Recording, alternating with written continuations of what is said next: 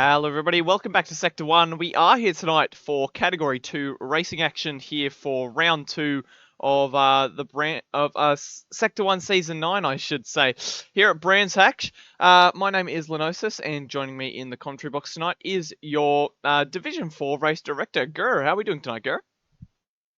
Good, Lenosis. Good. Really looking forward to this. A little bit, I must say, a little bit rusty. It's been a while since I've been in the RD chair, but looking forward tonight. This Adelaide Ceramics Coatings Round 2. A really stacked grid in both the races tonight, but especially in the Div 4 race. We've got 3 points separating the top 7 and pretty much the balance over 4 points. So really looking forward to this. A very tricky and technical track. Yeah, absolutely. And we saw last week that overtaking is a liberty and it's very tough. You have to line it up for about half a lap and you have to wait for a mistake if you want to try and get a move done. So, it's very interesting to see how these Category 2 drivers will cope with this unique challenge of Brands Hatch. So let's have a look at the track map for tonight's race. 31 laps, of course, around the Brands Hatch Grand Prix circuit. 3.9 kilometers, 9 turns, 3 tyre wear, 5 times fuel. And the Racing Soft tyre is our control tyre, as will be for the rest of the season.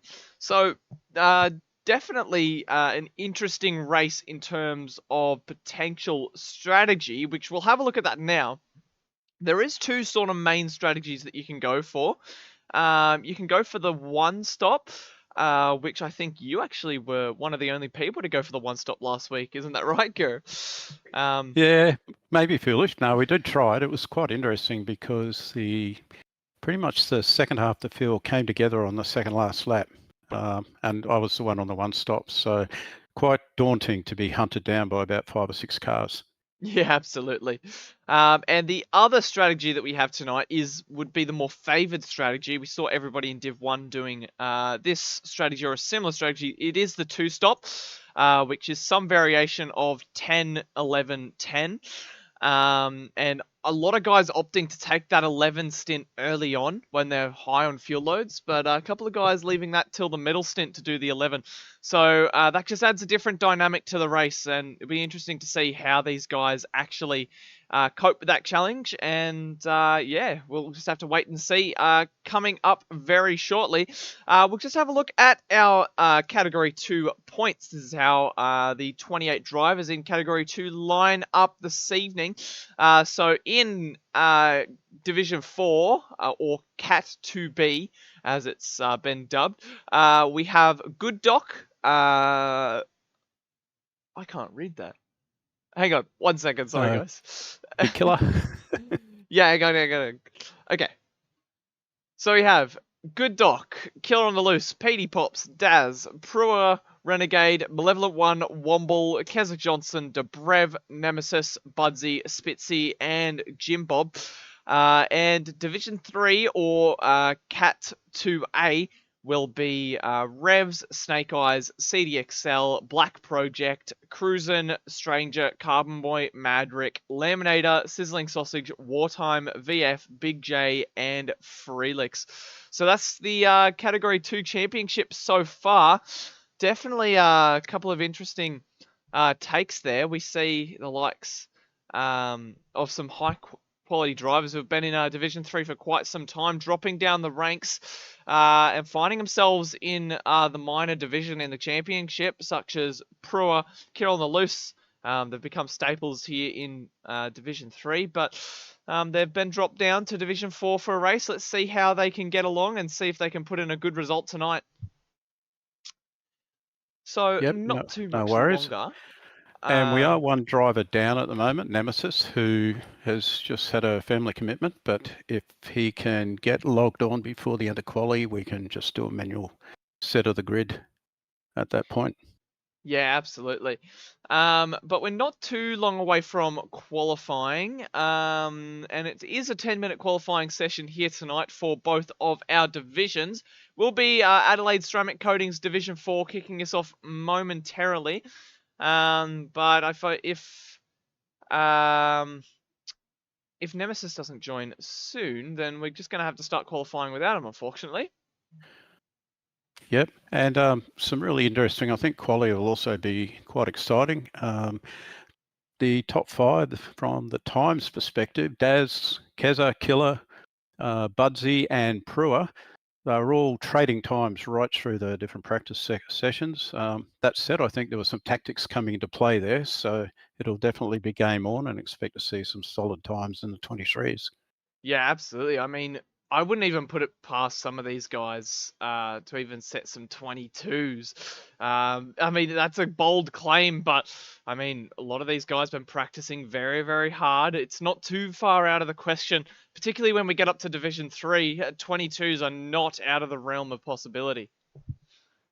So, what Yep, do you say we jump into this qualifying session, Gur? What color have you all right. painted your button tonight? Checkered. Checkered. Oh, I'll just let the guys know that we're going to do it. where did you get the checkered paint from? Did you just Bunnings? White and black and a lot of tape. All right. Thanks for everybody for jumping into the chat tonight. We've got Robert Rice, Carbon Boy, Excel, Levenspiel, Heafy. Thanks for joining everybody. We've got Borky in the chat. DT Locks. Sorry if I'm not saying that right. Oh, Detox. Oh, okay. And we've got Prospector in chat as well. Dadson. Thanks for joining in the chat, everybody. Should be a good night of racing. Looking forward to every moment on track tonight as qualifying does begin now for Division 4 as the first few drivers are making their way out on track right now.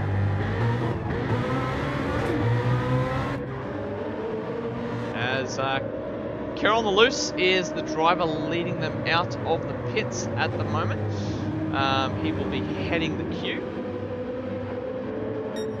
Just behind him we have Jim Bob in second, who currently finds himself a little way down the order in the championship due to some penalty infringements last race, but he'll be looking to bounce back with a solid result tonight in the Black Light Tyre Power car. Third on track at the moment is the doghouse driver of PD Pops and your teammate, Gur, in the 97 car. Yep, sorry, just a bit of a technical problem there, but no, all good, sorry. It's all good.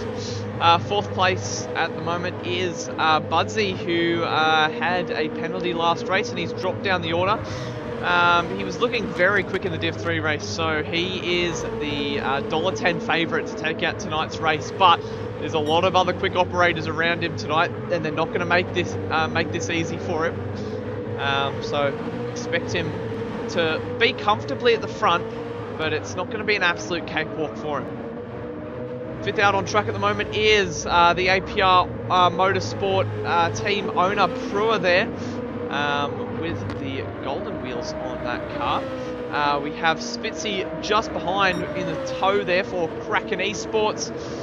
He's looking very, very pacey here, looking to find a way past Prua potentially. Good Doc, the other Black Light Motorsport car, out on track this evening. And he's just coming through Druids at the moment. The number 56, the Black Light TO there. Seventh out on track is Renegade in the Hoon Corp car with the Penrite sponsorship on the side of that car. Eighth out on track is Debrev in the grey and yellow CP Motorsports graffiti livery. So CP this season, they've stepped away from their sort of corporate identity look that we're all too familiar with over the seasons, and they've brought a new sponsor, and they've shaken things up a little bit, sort of a graffiti inspired livery. And I mean, with the grey and yellow, it just looks spectacular, it must be said. Just behind we have Keza in the Brocchio 5 Box Beauty BMW there. Just behind him, oh no, we've already had a look at Jim Bob. Just behind Jim Bob, coming down through Pilgrim's Drop at the moment, is Womble, the Red Mist team owner, as the first few laps are starting to come in. We have Daz there in 12th for Switchblade, Malevolent 1 in 13th, and looking at the times, Budsy straight to the top of the times, Killer second, Prua third, as we see Debrev set a lap time good enough for fourth, Keza goes fifth, So already Budsy, he has a 4/10 or 3.5 tenth gap over Killer, and he's already a 10th purple through that first sector on lap number 2.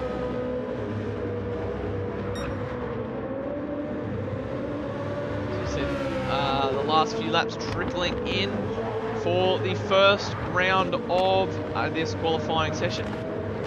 And so far, I don't think everybody's kept it on the black stuff, which is good to see. Yeah, Womble might have had a bit of mischief there, just 144, so maybe a little bit wide. Potentially. There's a very technical section through the back. Just watching Budsy and Killer and Prua run through there. It's the curbs can be your friend, but very dangerous also with the camber of the roads. Yeah, absolutely.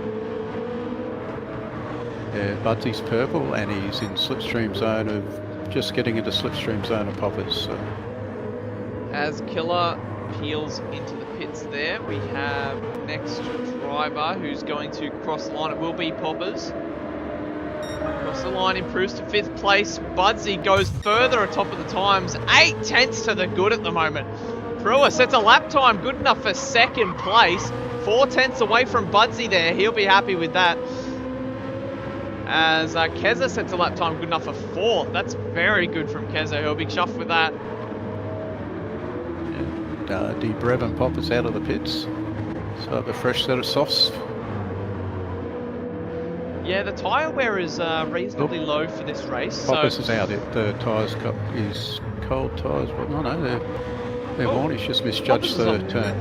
Yep. Yeah. Catch that on the Liquid Solutions action replay. See what happened there for Poppers. As he came into 30s. What's he done here? Yeah, cold tyres, as you said, just catching a little bit of grass and taking to the escape road there. So easy to do.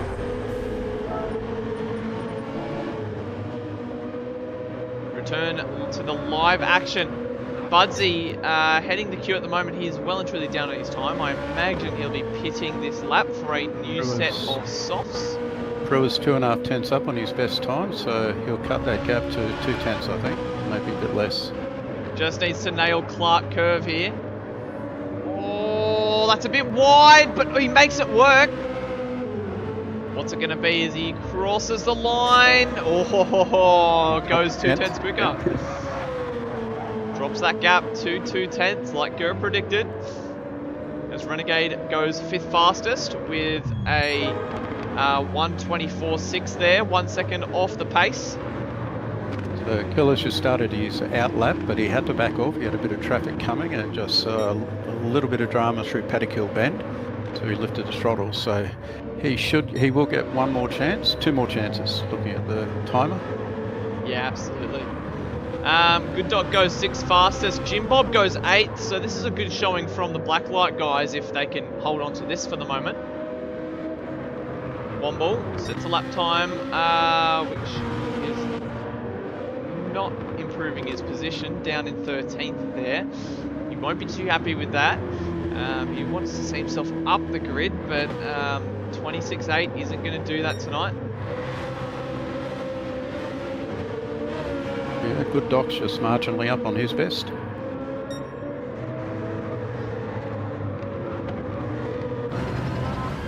Riding on board with Good Doc at the moment.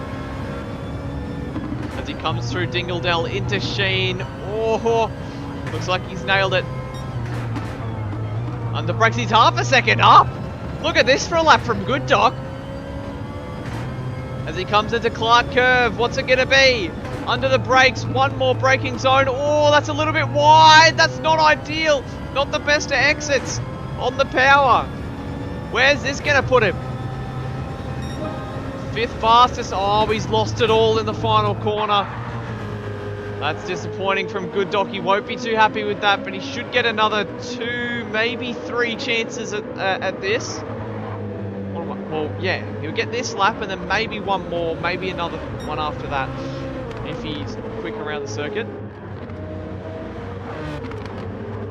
The Budsy's on his out lap on new tyres. He's 2 tenths down, but he does have to come into the slipstream of Poppers in front.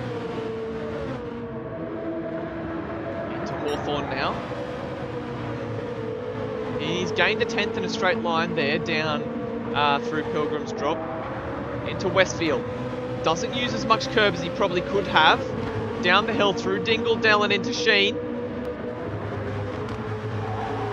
Oh, that's very wide. That's going to lose him a lot of time. And he is down well and truly. I don't think he's going to be able to pull half a second in the final sector. But let's have a look at Killer on the loose, who is down the order. Down in the queue, I mean. He's at the pointy end of the, in the order, I should say. Yeah, this next lap counts for everyone. Yeah, this is won't a get a crucial chance lap. to do another. This will be everyone's last lap of the session. So they've got to make it count. Good Doc to third! What a lap from Good Doc. He'll be happy with that. That's the lap that we were waiting for, that we were robbed of before, as he messed up curve the final corner on this Bransack circuit. But he's nailed it this time. 24-4. Puts himself on the second row of the grid provisionally. And he's there or thereabouts on this final flying lap as well. Somebody spun it. That's Brewer, yep. He's gone around down at Graham Hill Bend, and Budsy got checked up at Druids, so he just run into a couple of cars just into traffic, unfortunately. So right on board with Brewer. Let's see what he's done here. On the power, caught a bit of grass, spun it round. Not much that can be done about that, unfortunately.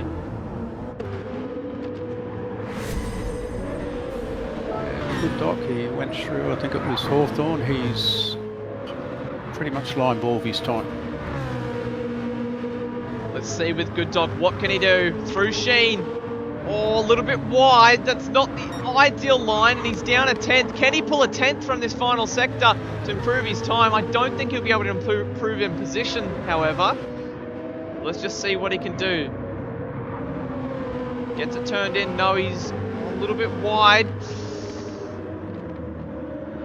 Hasn't looked too good from Good Doc, but yeah, he's a 10th down, unfortunately. That's the end of his session. Prue is well and truly down on his lap time after the spin. Killer doesn't improve. We've got Keza, who's approaching Clark Curve at the moment. On the power now. No, he's well and truly down as well. Will be Daz the next driver. He's 1,000th behind Renegade here as well. So if he's up on his lap time, no, it looks like he's going to be down as well. Jim Bob's finished. Nobody improving on this final lap, unfortunately. So Malevolent won. He's well and truly down, absolutely. And it will be Dobrev the final driver, but he's down as well by the looks of it. So nobody improving. I think a few had to back out of that last lap. Just running wide, you know, getting checked up.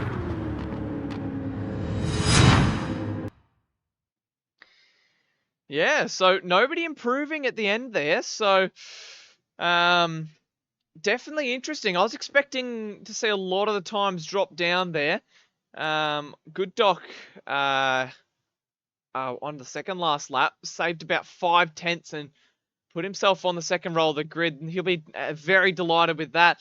And that could be a bid, if he follows it up in the race, it could be a bid for the top flight of Category 2 here. Push for Division 3, but we'll have to wait and see. As we'll have a look at the qualifying results of that 10-minute qualifying session. This is how they line up. As expected, Budsy, the $1.10 favourite, on pole position with a 23.6. Prua came very, very close with a 23.8, 2/10 astray of Budsy. Good Doc in third there. We have Killer fourth, Keza fifth, Renegade sixth, Daz seventh, Jib Bob in eighth, Spitzy 9th, Dobrev 10th, Petey Pops 11th, Malevolent 1 12th, and Womble will be completing the grid in tonight's race. Wow. All right, so we've got Nemesis. Looks like he's in the room. So we might just have to run a quick intermission while I do a reset and do a manual grid. Yep, that's fair enough. So he did warn us that he will be missing qualifying, but he should be here for the race. So we'll just go for a quick intermission, and then we will be right back with racing action in Division 4. So yeah, don't go anywhere, guys. We will be right back.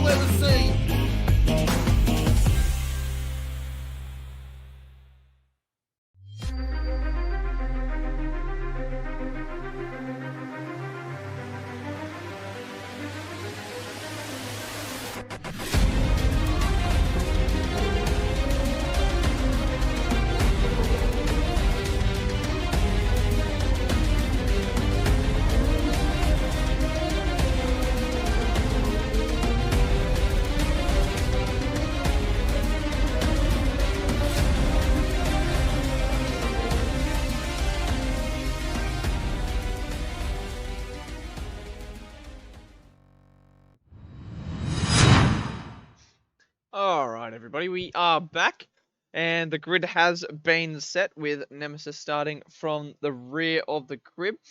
So we've already seen a couple of predictions down below, but if you haven't already, place your predictions in there, in the chat, just to, well, yeah, Snake Eyes says Budsy by 20 plus seconds. I mean, that's a bold call, but with a qualifying gap of only 2/10, I mean, anything can happen, and it's a long race, 31 laps. Around that 21 lap mark is when the fatigue starts to set in, and it really starts to get those apexes and exits start to get very, very hard to hit.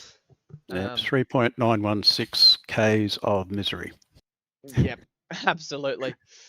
And around this track, very slippery track edges, and you dip one wheel onto the grass, and it could be the end of your race. And with those high stakes where you want to push for every 10th, but you've one wrong foot and that's your race over. It's, yeah, such a unique challenge that not many tracks can replicate. So what do you say we're ready to get started with this Division 4 race session, Gur? Yep, just giving the drivers a heads up. We'll hit the button now and we're on our way. Here we go. Nice to This see. will be a cracker. Nice to see a few more people in the chat. We've got Karen Unleashed, Snake Eyes, Stickers is there, Nemesis, Freelix, Evolution Sim Racing. Nice to see everybody in the chat. We've got TJ and Greg's. Thanks for rocking up and supporting the stream, everybody. But for now, all the drivers are lined up and waiting on the circuit. The light sequence begins. 3 lights, 4 lights, 5 lights. And we are racing here at Brands Hatch for Division 4 racing action. As Budsy gets a ripping start, Prua gets swamped off the line by Good Dog, moves himself up into second. Prua spun, oh no! That's 2 cars! Oh, that's 2 cars off the track, it's Killer and Prua, unfortunately, as, oh, that's a huge accident! Oh, that might be calls for a red flag. That was 5 cars involved in an accident there. Oh dear. Yep, I'll send the message out. I agree with that. And it's been called red flag for this session. That was, oh, huge action. With, I think at the back there we saw 3 cars getting done at the hairpin, and then Killer and Prua there. They're stopped there, so not too sure what's happened there, but what's good is that we should, yeah, Budsy's in the wall there. We should be able to just get straight back into it because we don't have to host set the grid. Just gotta wait for everybody to exit out, and then we should be good to go straight away.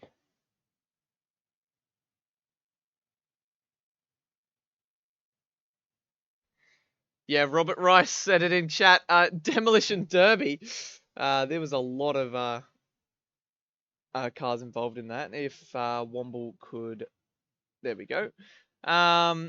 So we just need to wait for everybody to tick in, and we should be able to go racing once again.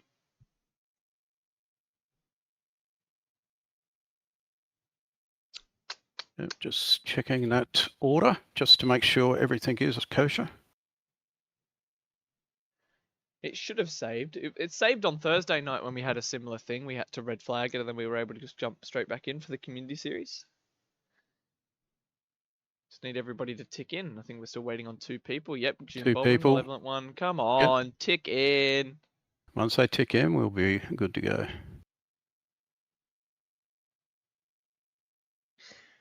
Jim Bob, the only one.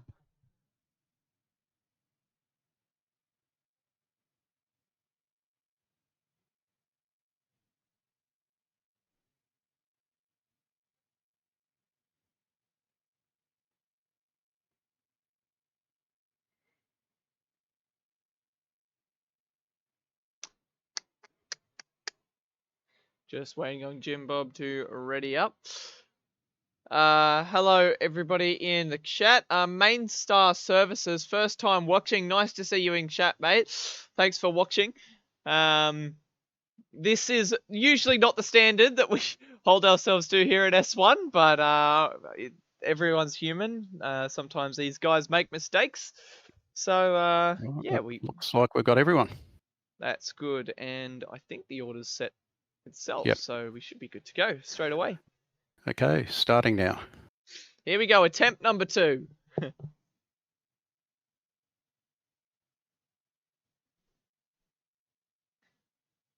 The big checkered button's getting a workout tonight. Absolutely. Hopefully this is a cleaner start. Let's see as we join down to the grid at the moment. As the light sequence begins momentarily. 1 light, 2 light, 3 lights, 4 lights, 5 lights. It's out and away we go, and Budsy gets off to another ripping start. It's almost a carbon copy, except Brewer might be able to get the better of Good Doc this time. Oh, somebody's driven off the track. Who's that? Oh, is everyone? They pulled pipes wide. Oh my goodness! Settle it down, boys. Oh, as we see Daz 130T running wide.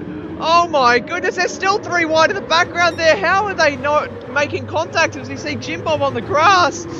2 wide through. Oh, Graham Hill. Oh my goodness. Oh, that's the symmetry car losing the rear end of the background.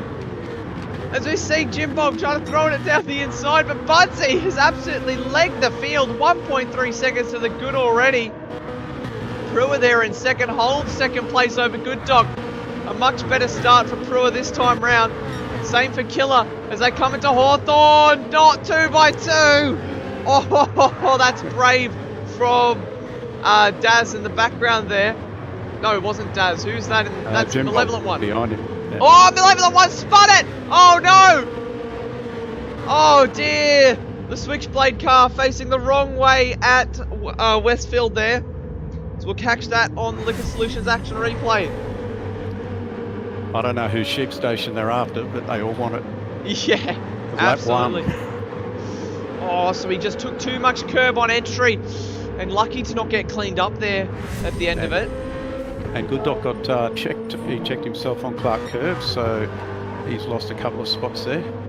Oh, yeah, he's lost a lot of spots there. Down into 9th place for Good Doc. That's not ideal. As he slots in the... Oh, as we see him moving up front between Renegade on Daz there. Gets it done. See if we can catch that one on the replay. Down into Druids. Very opportunistic move. Just sent it down the inside. Deep under brakes. Got it pulled up. Textbook move from Renegade there in the Hooncourt car. Oh, somebody spun. Is that Good Doc again? Oh, no. It is 2. Oh, he spun at a 30s. Oh, Not no. the start he wanted. And just ahead, we've got Womble carrying a penalty that he'll need to serve at the end of this lap. Oh, it's the same thing that we saw Poppers do earlier. That is not ideal for Good Doc.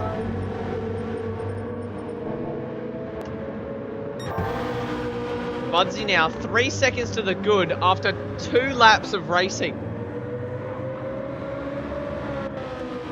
Brewer has 3 seconds over Spitzy as well. Who has 2 seconds over Killer. So this is already spaced out quite a lot. So Killer's picked up a penalty somewhere. And he's going to have to serve it on the next lap. And he's in real danger of losing multiple positions here because Jim Bob's not far behind either, with Renegade in pursuit as well.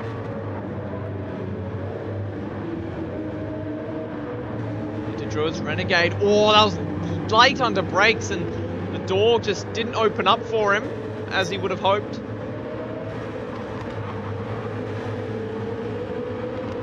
So we see Renegade pulls to the inside. Can he get it done at Surtees? Deep under brakes. Yes, he can. Just about looking for the switchback. The door isn't open for Jim Bob to switchback. He's going to have to concede the position to Renegade there.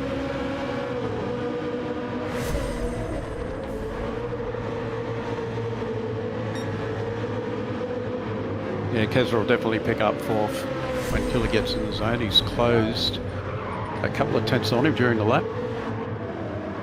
Yeah, absolutely. Killer on the loose under a lot of pressure from Keza. and these two should swap positions.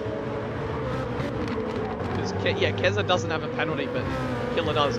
Now, this burn zone is probably one of the more forgiving burn zones in Gran Turismo.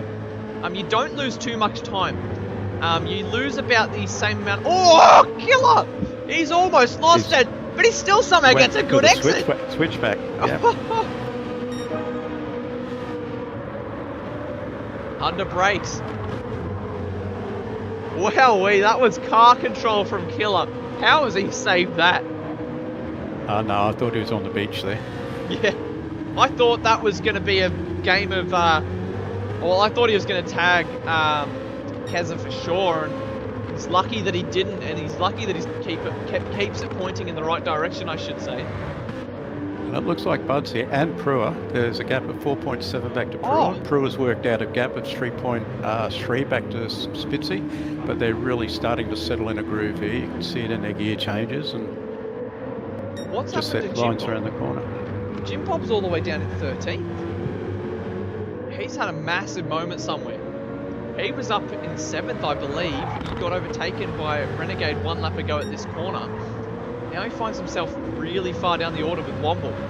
So was there contact between the two, dare I say? Potentially. Womble's lap time was a 140. Jim Bob's was a 147. Perhaps. But at the front, Budsy, in the first 4 laps of the race, has gone 6 seconds clear at the top of the times. A 124 flat is the fastest lap that he just set on the last lap. This is disgusting pace from Budsy. Prua into Druids now. He's finds himself in a bit of no man's land. Spitzy in 3rd there. We've got Keza, who's managed to turn on the afterburners and build a steady gap to Killer there. 2 seconds to 5th place there. Renegade hunting him down. He's hunting him down. Yep, absolutely. And Poppers is closing the gap as well. Popeye. I can't get used to Popeye. Which Poppers is having a pretty quiet race as well. He's just doing his thing, keeping it on the black stuff, and finds himself in a pretty respectable 7th at the moment. And if anybody in front makes a mistake and he keeps it on the black stuff, he's in for a pretty good result. Same as Dobrev. Sitting in 8th at the moment. Now, some people might look at an 8th result and go, that's not ideal, but I mean, in the grand scheme of things, there's only like not many cars ahead of you. That's and Popper's lap time the last 2 laps were faster than Renegade and Killer in front. So Renegade's lapping quicker than Killer. Petey Pops is lapping quicker than Renegade. So we could see. Oh, Petey Pops! Do not flirt with that gravel trap. That is not where you want to be running wide. And he was up on his time, but that excursion 2 wheels to the gravel trap has put him a couple of hundredths down on his personal best lap. Yeah, Killer and Renegade have just dropped into the 24s, so I expect to see that from Poppers. He's on his fastest this lap so far. Yeah. And also Spitzy's made some inroads into Pruitt. He's dropped it down by about 1.5 seconds. Yeah, Spitzy is having a very good race. And I'm not sure if that's whether Pruitt's had a moment, because there's now a 9-second gap out to Budsy, who's just really got his eyes forward. Yeah, potentially. We'll have a look as he comes through the timing sector split after Sheen, as he comes through Dingledale into Sheen. That was a good line. Yeah, he's 7/10 down, so he's had a moment, but not a crazy moment. That's looking at lap times. Yeah, that's Spitzy. He's going about 3 to 4 tenths a lap quicker. Yeah, Pruitt just comfortably in the 25s there, but we have an interesting dynamic for a race at the moment here. 2nd, 3rd and 4th are lapping, second and third are lapping in the 25s, 4th, 5th and 6th are well into the 24s, which Keza here is showing extraordinary pace, 24.1. That's only 4 tenths off Budsy. But the gap is 12 seconds after 7 laps, so yeah, Budsy has absolutely turned on the afterburners. He's made hay while the sun shines and built a 10-second gap over Brewer at the moment, who could be in a bit of trouble to Budsy here. Brewer looks like he's, oh, that's very wide from Keza in the background. See if we can catch that. He came through Surtees. He just outbroke himself and very lucky not to get stuck up on that curb and find himself off into the escape road there, but yeah. Keswick Johnson, he's looking very threatening for a podium here tonight. 7 laps in at the moment. I'm just wondering, before the first round of pit stops start, we're 8 laps in. Should we have a quick look at tyre and fuel? I think that's a brilliant idea. No worries. So for APR Automotive, tyre and fuel update, we'll start with Budsy. I'll only call out the left-hand side. They're the tyres that get punished here the most, but Budsy's down about 25% on his front left, and fuel sitting about 42%. Brewer marginally better on fuel and a tiny little bit more wear on the front. He's down to about 70%, but pretty much on track with each other. Same with Spitzy, carbon copy to the 2 guys in front. Keza's a little bit better on fuel, and he's probably sitting a few percent higher with better tyre wear on that left front. If they're going into the 2-stop, the left front's probably not that crucial, but as long as they don't push it too hard in the latter laps. Killer, he's probably a little bit better on fuel. We're a bit of the way back through the lap, and his front tyres are the same as Keza, so really looking after those. Renegade, similar fuel to the front runners, same with tyres, nothing different there. Poppers has a pretty good fuel. He's in line with Killer, and tyres are the same, equivalent. Debrev, a little bit better on fuel. He's still sitting at about the 40% mark, and he's looking after his front left as well. Daz, now we could see a different strategy coming into play here, but he's about 52% fuel, so significantly different to the others, and his front left is also in a bit better condition. Good Doc's probably used a little bit more than most in fuel, and equivalent on tyres. Malevolent One, again good fuel. He's about 47%, and he's also looking after that front left. Nemesis, he's down under under a quarter. So he's used a bit more fuel, a little bit more on the front tyre. Jim Bob's just above a quarter, looking after those front tyres. And another perhaps divergent strategies, we got Womble, he's sitting dead on half a tank, and he shares the same tyres with Daz, as in best in the field. So that's it for APR Automotive. Thank you, Gur. As we have a look for this battle for second, and it's really closed up a lot. Crew are under a lot of pressure from Spitzy and Keza at the moment.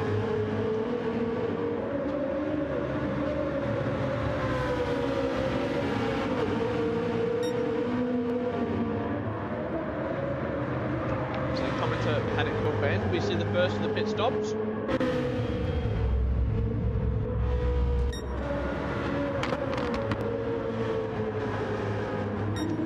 So Renegade in on lap 9. So that's an interesting strategy, but we saw the 9 stint work last week, but it was more so for John in the latter stint rather than the first stint. So interesting to see how that plays out in the later stages of this race, when he has to take a longer stint. So Budsy has a 16-second lead. That is a whopping lead. Oh, somebody's looped it. Who is that? It is Daz.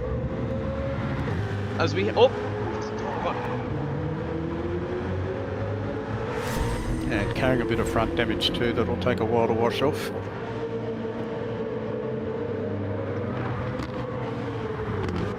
So what's he done here? On the power, caught a bit of grass, bit of gravel curb, spun him round. Very easy to do. Unfortunate for Daz there.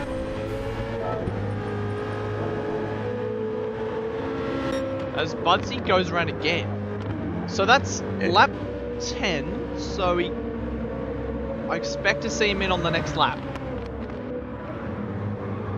So Keza into Brev Pit. So Keza has significantly more fuel than Dobrev, which you said that Keza was one of the best on the fuel save this stint. Yeah, he was going really well on the fuel, and probably the only two that were marginally better was Daz and Womble, which could be running an alternate strat. But and look, after Daz has gone off, all you can do is just put your head back down and get into it. He's seems to be maintaining his shift rhythm, so I think he's just knuckling back down.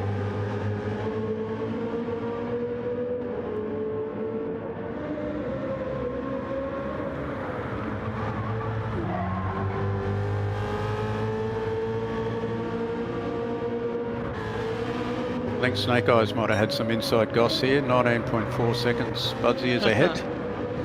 Yeah, and he goes around again. So, what's the fuel looking like for Budsy? Can he'll finish this lap. Yeah, he'll finish this lap and then he's in. Okay. He won't make it through to a one-stop territory. So that's a 12-lap stint, which leaves 19 laps in the race. So, a 10 and a 9 stint. Yeah, you would imagine. Yeah, you would imagine to be coming home strong on the 9 stint. So, with a gap like that, you really just need to keep it on the black stuff. So, let's see, So Prua had a marginal fuel save over Budsy, about 5%, which should be worth about a second. Let's see how much they put in the tank when they come out. Oh, that's a lot of fuel. Oh, they're filling it. They've both filled it. Yeah, if you run to that 11 laps, there's not a lot left. If they've been up it. So that might indicate that they're both trying to do another 11 lap stint. Potentially. Because if you've just filled the tank, surely you would only put in fuel enough to do your 10 laps if you were planning to do a 10 lap stint. Otherwise you've just got extra weight in the car. Yeah, So if they've driven hard and they're coming home on the light, there's probably only 6.6 of a lap in it. Yeah. For that full tank. And how much are these guys fuel saving, if at all? Are they just revving it out? No, they're giving it the berries. Okay. Except Budsy, he's in now. He had a pretty good fuel save to run that 12 laps, but he didn't have any left, about 0.6 to go around, I think it was. Killer's in lap 12 and Pop's in lap 12. So Prua is under a lot of pressure here from Spitzy. So these two are just going to have at it for a while, and and they were your two equivalent fuel saves. Yeah. They both did well. Oh, Prua! Oh! He's almost lost it in similar fashion to how we saw Killer almost lose it earlier. That's car control if I've ever seen it. As Keza has jumped them in the pits by 5 seconds. 5 seconds. Yeah, and fuel save and the refuel rate has played into his favour. Renegade is sitting second. How has he done this? Is it under fuel? Yeah, I think he only went to about 75%, so this could be a 3-stop strategy. Well, he could just be doing a 9-lap stint and then coming home. Yeah, with another, a longer one. Oh yeah, well no, he did 12, didn't he? Yeah. So he came to the pits on lap 9, and I caught just out of the corner of my eye, I'm pretty sure it was around about 75. Let me have a look at his fuel. Oh, of course, he was the first one to pit. Oh! Pit. That was wide through Sheen. As there's a braking board that's been knocked across the circuit, so I dare say somebody's had a moment through Sheen there. So, Yeah, Renegade. Yeah, He's I think he's running a. I think he's going to do a 9 or less. So what lap do we reckon we'll see him in? So he did 9 to start off with. So logic would say that you need to do 2 11-lap stints. But he slightly underfueled, didn't he? So, well, how? For the undercut, yeah. Yeah. I don't think he'll get to 9. I think he'll be in about lap 16, 17. Mass wasn't a strong point. Keza is closing up fast as well. He's closed that gap down to 3.4. It was over 4 seconds. So Keza on the charge right now on those fresh compound tyres. Yeah. And in there I missed that Daz had pitted. I think that must have been lap 12, lap 13. So he's got fresh tyres and he's taken on the fuel. He had a really good fuel save there, and it looks like the only person left to go is Womble. He's lap 14, he's got enough fuel to do a one stop. Yeah. So the field is very spread out all over the circuit at the moment, and we're only halfway through this race,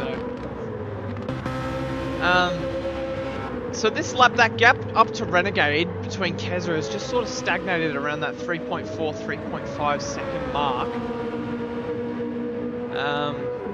But yeah, so Renegade, he doesn't have the fresher tyres, but I'm guessing is a little bit lower on fuel than Keza, so able to sort of maintain that gap just a bit. Yeah, there's a full quarter of a tank difference. So Keza would come in, when did he pit? Lap 10, he'll come in at the end of lap 21, I'm suspecting. He's got the fuel to do it, where Renegade's sort of showing half the fuel that Keza's got. Yeah. What's that, maybe lap 17? As Pruitt's got a little bit of breathing room now, 1.2 seconds to Spitzy. It didn't look like he had a moment, it just... The time just sort of faded away through that first sector there. Like, I don't think Spitzy lost it anywhere. He's down by 3/10, so I think that's more that Pruitt had an excellent first sector rather than Spitzy having a poor one. Because he's put 1.2 seconds on Spitzy in the first half of this lap. Oh, big moment from Pruitt. And from Spitzy through Sheen, they both have a bit of a wiggle, fishtailing down towards the sector split. So Pruitt could go set a personal best here. Put his foot down a little bit. What's going to be? 21, 22, 23, 24, well into the 24s. He'll be happy with that. That's good race pace from Pruitt. Oh my! I've jinxed him. Pruitt's had a moment and he finds himself into the gravel, onto the grass. Oh no! Oh, as he's looped it again, trying to recover the car. That is not ideal for Pruitt. I was just about to say he's in a really good fuel position too. There's about 3 of them on equal fuel.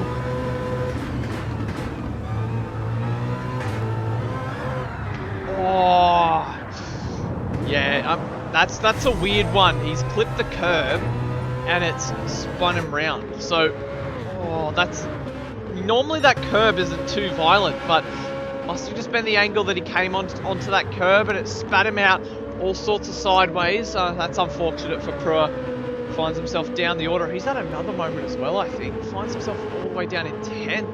Oh, this is disaster for Pruitt. What was looking like a very good race has turned into disaster.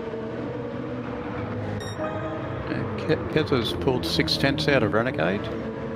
Yeah, he has too. P2, P3. That's a very good lap from Keza. Solid lap. He's well and truly down on his personal best though, so maybe a bit more of a conserved stint. Yeah, his last 4 laps were 24s. It's solid race pace. Yeah, so even though he's in the 24s, that he was 7.5 tenths down on his best time. Because his fastest time was a 24.1, which yeah.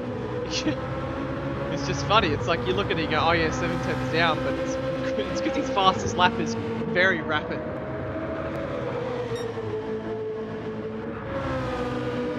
Spitzy and Dobrev now. So Spitzy has a bit of clean air from Prua clipping the curb at Paddock Hill Bend. And now Dobrev has entered the equation and is looking to step up. As I said before, when we were talking about Penny Pops and Dobrev, they just have to keep it on the black stuff. And the people in front, inevitably, there's going to be a few mistakes here and there. And just clean up the scraps when it matters most. Bit of a bump there between Good Dog and Poppers. Good Dog's got the position. Oh, I thought Renegade had spun it, but he was coming into the pits. Yeah, I just saw the marker sideways, and I was like, oh no. Yep, so lap 17, so he's either going for a big fuel save or he's going to 3-stop. Yeah, that's a different strategy. I mean, 13 laps on a tank, so however much fuel he puts in the tank will determine what he's doing in terms of strategy. 87, he didn't fill, so 3-stop. What is this strat? It's not an ideal strategy, it must be said, but oh, the level one was just off the corner there in Pilgrim's Rise. Oh, Prua's at a moment. What's happened to Prua?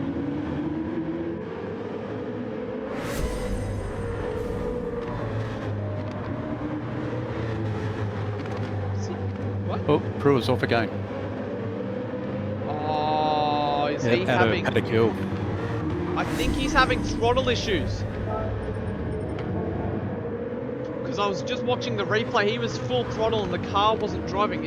What speed is he doing? This is weird from Prua. Because it looked as if he just let them past, but it looks like he's back up to speed now. But unfortunately, that's a lot of positions lost, and yeah, it's not going well. 19 seconds lost. That's really weird from Prua. I think he was having the throttle issue where you're flat to the floor and the car doesn't accelerate. Which he was having the similar issue in the first race at Trail Mountain. So just being plagued by these glitches, Prua. Yeah, so Malevolent One did run wide on that corner that sort of slowed Renegade. So unless with brake and throttle something went wrong, where it's just Prua's had those tech issues there, but yeah, it was very strange. Yeah. Definitely a weird incident, that. Yeah. Just looking at Kezra up front, he's definitely on track fuel-wise and tyre-wise for his next pit stop, and he's inked out a 12.1 second lead over Spitzy. Which Spitzy and Dobrev is getting spicy. Yeah. And Killer's coming into that battle too. Oh, sorry, not Killer. The one behind, Poppers, is coming in a bit closer now to Killer, and they both got identical fuel. I was going to say, Killer's 7.5 seconds behind. Yeah. I got too many screens happening.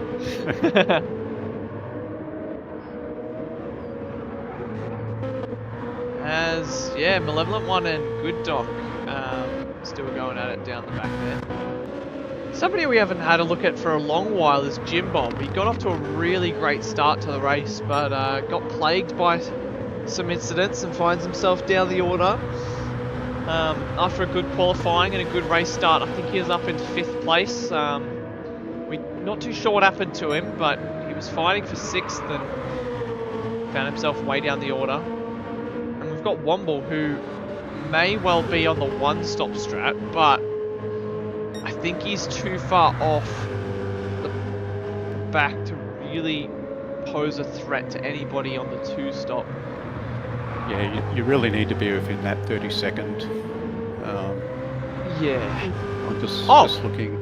Jim Bob. Oh no, Jim Bob. He's had a massive moment coming through Sheen. As we'll have a look on the Liquid Solutions action replay. Through Dingledell. Yeah. Oh, he's just missed the apex onto the grass, gravel, spears across. Nothing you can do about that. That's just unfortunate for Jim Bob. There's a few in front of Womble that sort of could converge on that second last lap.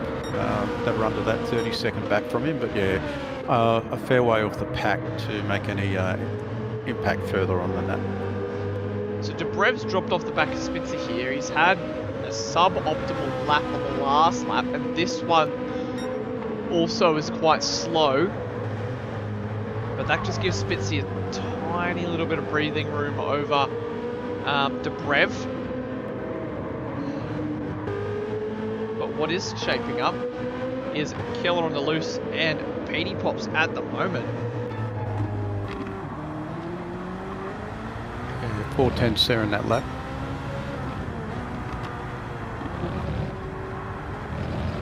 As we see the headlights of the doghouse car hunting down Killer on the Loose as the sun begins to set here in Brands Hatch.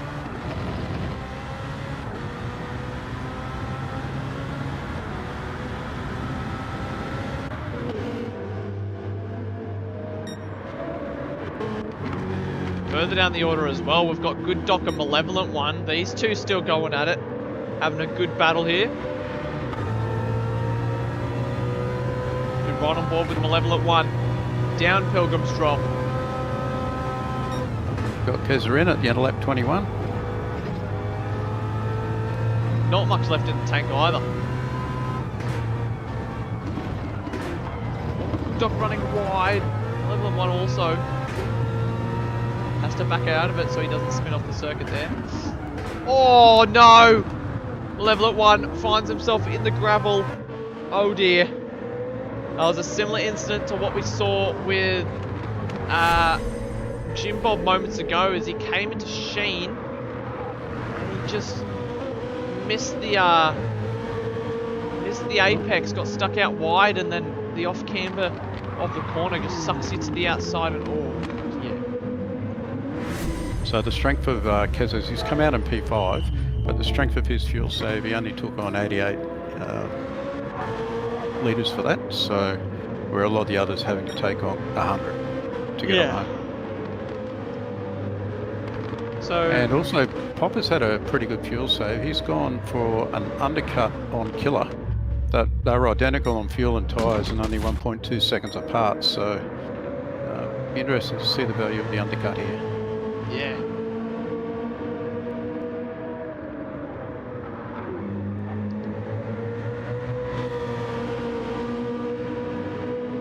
And Budsy in the end of 22, so he's got a quick run home. Yep. 9 laps to finish it off. 90 in the tank. This is going to be a full attack stint for Budsy, even though he doesn't need to. I think Snake Eyes has closed that book and he's got a lot of bets riding on this. Yeah. At least 20 seconds up his sleeve on the 20 seconds. So let's see, where's Keza? Keza's coming through now down the main straight. So I think he's well and truly going to get Spitzy. Yeah, Spitzy's not even starting to fill up. Well, he has started to fill up. He's almost finished. Not even stopped, I should say. So Keza's down in Druids by the time Spitzy comes out of the pits. So that's a mega fuel save from Keza. Yeah, so he'll be... this next lap time will be interesting because Killer's set out on lap 23, so he hasn't pitted yet. And he had the last lap was at 28. So he's had a moment and his tyres are down to about half. I think he's lost 2 seconds on that lap to Renegade.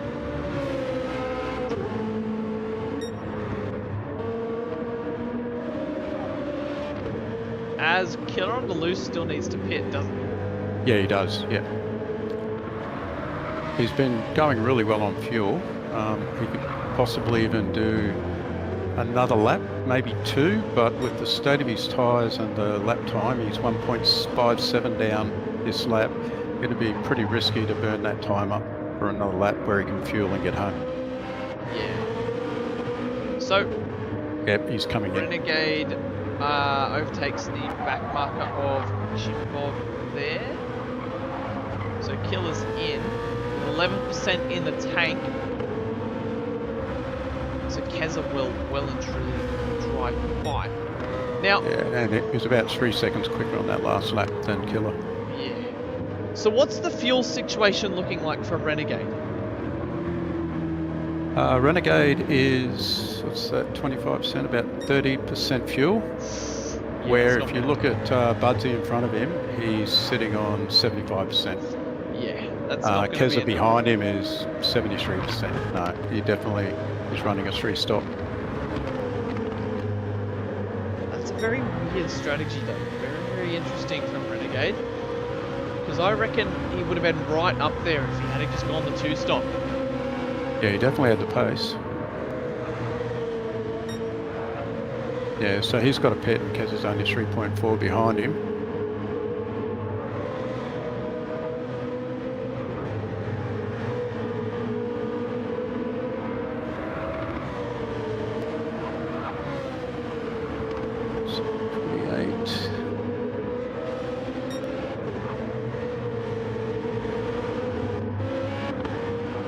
As So Popper's Killer's and- dropped about 20 seconds through that fuel stop. Yeah. So, Popper's, Dobrev and Spitzy is still heating up here. So after all the pit stops have gone by, Dobrev is the big winner here.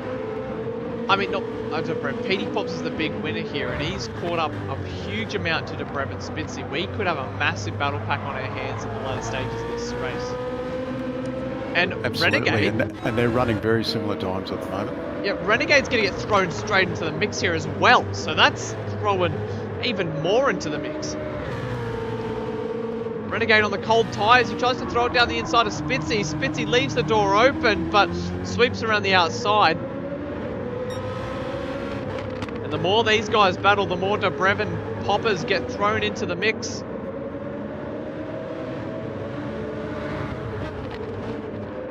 Renegade does not want to sit here behind Spitzy.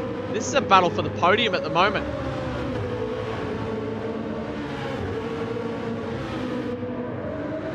This race is about to kick off. Hawthorne now.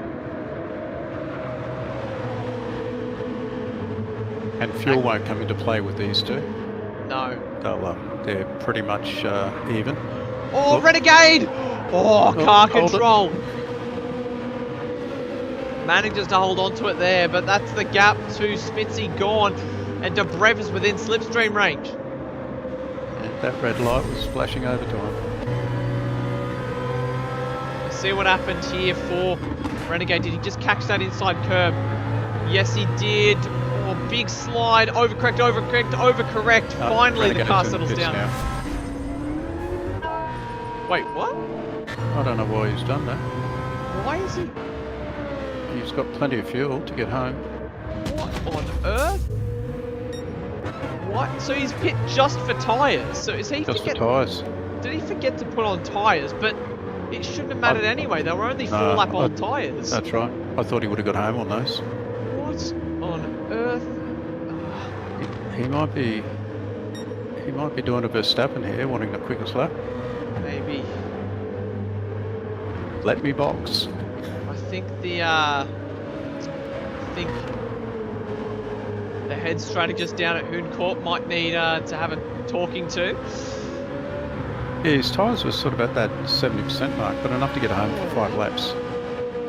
Because I thought he might have, to save time, I thought he may have opted to not take tyres and just make it a fuel stop. But yeah, after that point, I feel like, oh, somebody's lost it. That's yeah, not we're good. showing a yellow flag. Who was it? Not sure it was in front of Spitzy and Keza, but Is there a battle marker? well, Budsy's down to 33 seconds, so I'm pretty sure he is. I'll have a look No, at he's Jim on a Bob. purple lap. I have a feeling it might have been Jim Bob. And it was Jim Bob. He's done the same thing as Sheen. Speared into the wall. Unfortunate for the black light car. He finds himself in the oh dear! This has not been a race to remember for Jim Bob.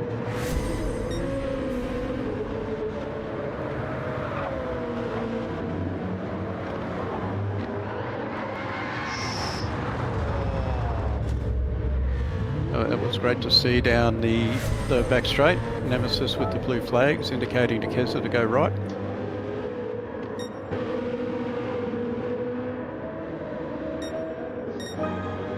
As up the front, 34 seconds to the good now. Budsy with a 23.1 fastest lap. And what did I say?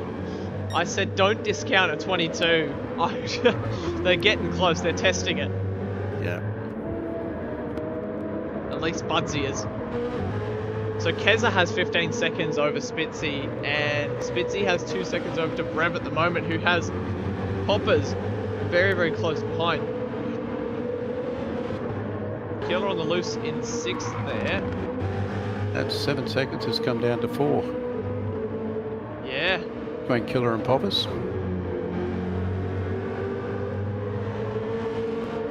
Not long left in this one.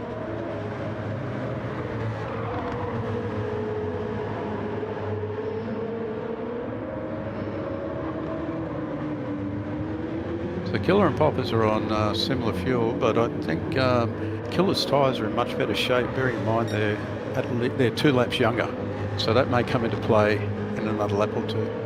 Yeah. Poppers may not have the resources to throw at Killer in the latter stages of this race.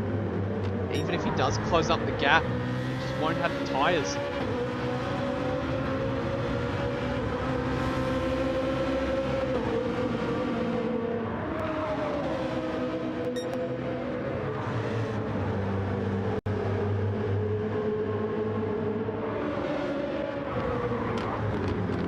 Doc and Daz is closing up now, and I believe Daz is on the 1 stop. No, maybe 2 stop.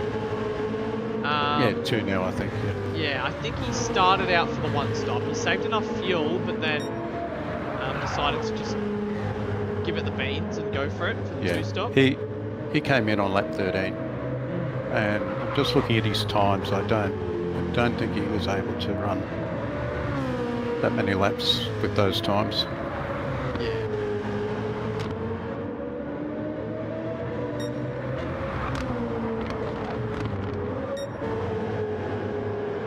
Yeah, Poppers he's now 7.5 tenths behind Dobrev, closing up rapidly. Yeah, Dobrev ran deep there, and that gap, it sort of stagnated. So he got a bit lucky there because, but he's got a terrible. This is weird because 2 very different driving styles, and the gap is sort of remaining about the same between Poppers and Dobrev. But it's ebbing and flowing 2 or 3 tenths throughout a corner. Yep, and 2 laps ago the same. Last lap Poppers was 4 tenths quicker, so he's just inking away at it. Yeah. Oh! Heart and mouth stuff. Yeah.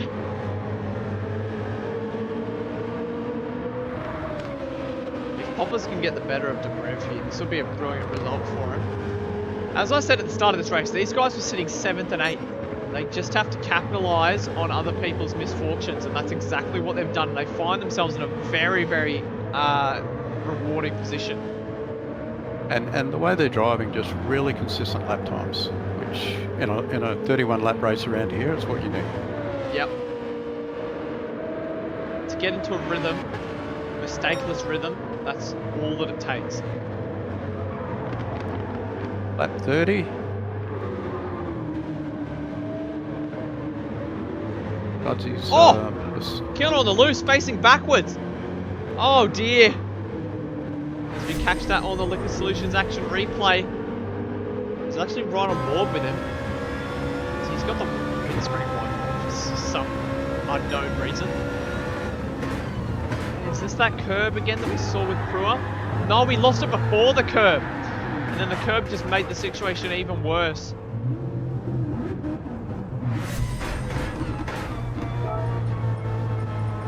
So that pit stop for Renegade, where he didn't take on fuel, but he took on tyres. He's been running about 1.2 seconds a lap quicker than the 2 guys in front. He's low 24s, and he's within 3.3 seconds with a lap and a half to go. See, just for tyres, it's a 7-second stop. it's a very quick tyre stop at Brands Hatch. The stops get increased a lot by fuel that you have to take on. But for Renegade, he wouldn't have lost that much time pitting that extra time for the tyre. He's got 4K to catch up 2.3 seconds. Yeah, but I think I still think it was a wrong call. He should have just stuck it out on the tyres that he was on. And if he made the mistake that he forgot to change them, well, he would have lost less time just changing them, because he's back on this battle pack that he was right in the middle of. Oh, we've missed it. Budsy's crossed the line in first. Kez is coming around the back now. Yeah, but that's a massive lead. 39 seconds. Absolute statement. And I think I've been on the receiving end of one of those Budsy lessons too last season. As Keza Johnson, absolutely incredible race. Drove qualifying very well, put himself starting from the second row of the grid, and he's bettered it again in the race. A P2 finish for Keza Johnson. What a race. Brilliant drive. Spitzy rounds the final corner. Clark Kerr for the final time, and he's going to hold on to take the podium place. Kraken Esports on the podium once again. Flash of the headlights, crosses in P3. We have Dobrev, who will be taking fourth, holds on against Poppers. Poppers holds on against Renegade, who closes up to just over, under 7/10 there. Killer on the loose will be next across the line. 7th place for him. What could have been for Killer? Good Doc down in 8th. Once again, what could have been for Good Doc. Brilliant qualifying, and something left unanswered in the race. Daz on an improvised strategy there. The two switchblade cars of Daz and Malevolent One cross in 10th and 11th. Pruitt 11th. Oh, as everybody's crossed the line because Budsy had overlapped them. Okay, wow. I mean, that was a different kind of race to what we saw last week. I mean, the gaps were sort of ebbing and flowing, and the battles didn't really close up towards the end, unfortunately. So, yeah, it was.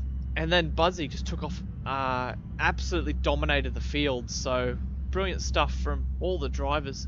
But yeah, I feel like towards the end, the gaps, they should have been a bit closer, but they just didn't close up the way we thought they would, eh? No, I would have liked to seen.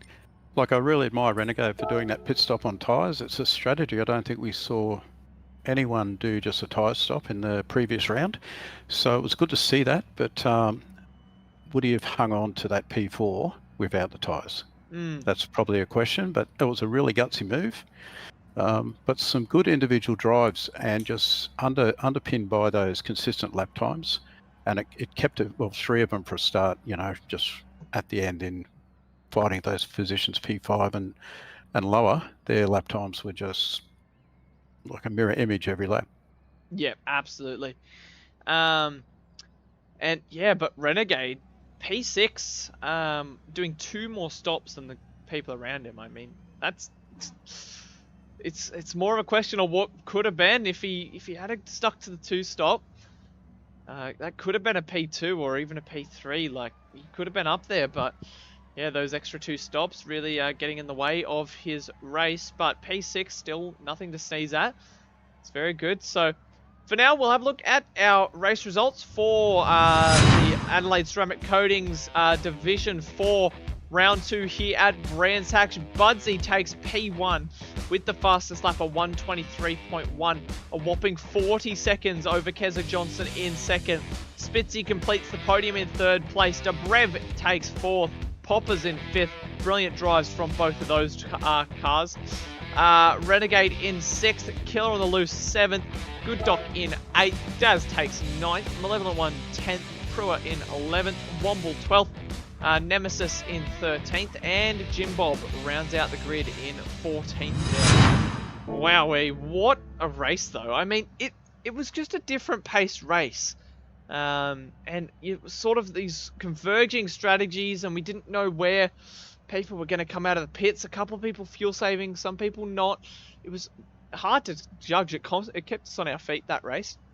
Yeah, definitely. It was hard to call. And then when you've got a few moments where cars are off and it's cost them places, and I still think Pruitt might have had a bit of a tech issue there, but that's sort of put a few of the drivers back, where I thought at the end of a race without any bad luck, they would have certainly been up there in that top 5 fighting. Yeah, absolutely. So make sure to place your driver of the days below. We've already got a couple coming in, but who's your driver of the day, Gur? Look, great race by Budsy. I mean, he just demonstrated, he just made a class statement there. Really solid drive, managed the race, run it well. But for me, it's coming out of the top 5, but for me it was Keza. Like, his lap times, he drove and managed that race really, really well, minimised mistakes, but his fuel save in particular, I think he took on 87 litres at the first stop, 88 at the second. So he was not only driving to numbers, but he was driving a really good, consistent race lap. So, and he's got P2 as a reward for it. I thought it was a really great race. Yeah. And a lot of people echoing that in the chat as well. I have to agree. Keza gets my driver of the day. It was just, he wasn't up there with Budsy in terms of pace, but it was just, compared to the cars around him, he just managed that race absolutely perfectly. Was sitting in P4, P5 in that first stint, but he knew the race was going to come to him. He was on the save, and come to him it did. And yeah, finished second place. It's a very respectable race finish, and that's what Keza does best. Just gets his head down, puts in the laps, and manages his car. It's great racecraft and great race pace to see. Yeah, a solid bank of points, but it was also, I think it was Debrev and Poppers and Renegade. It was good to see them up the pointy end as well, and sort of recover from the moments that they had to finish in solid points.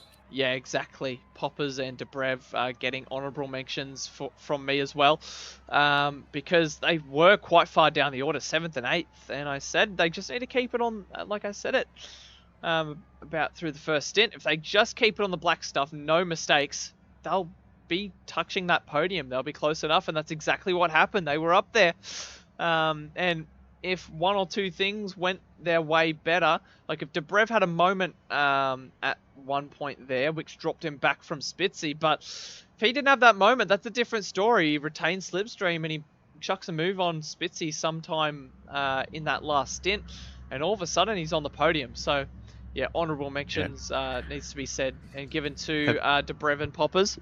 Both drove absolutely. And look, a lot may argue or disagree, but I think it's probably one of the trickiest tracks on our season calendar. Just with, there's just so many neutral or off-camber corners, and you need a lot of mechanical grip in your cars. No, I just think it was a great effort, and it probably bodes well for a very, very competitive Div 3 race. Yeah, absolutely.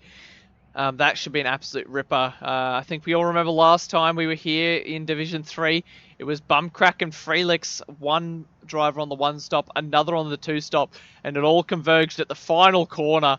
I believe Bumcrack held on for that one. What a race. So hopefully we can see some more brilliant racing action here at Brands Hatch coming right up. But for now, we are going to head to an intermission, but I just want to thank Gur for being in the comms box and race directing tonight's Division 4 race. Thanks for joining me here. No worries. It was good to be back on the pony. A little bit rusty, but it was a great race. The drivers kept us entertained. Yeah, you did well, mate. Thanks for joining us. But don't go anywhere, guys. In a couple of minutes, we will be right back for Division 3 racing action at Brands Hatch, the finale of this round 2 here at the Brands Hatch 400. So, yeah, don't go anywhere. We're just about to see everybody out on track, and it should be very, very good. As we've said about 100 million times. You don't want to miss this. We'll catch you guys. Strap in.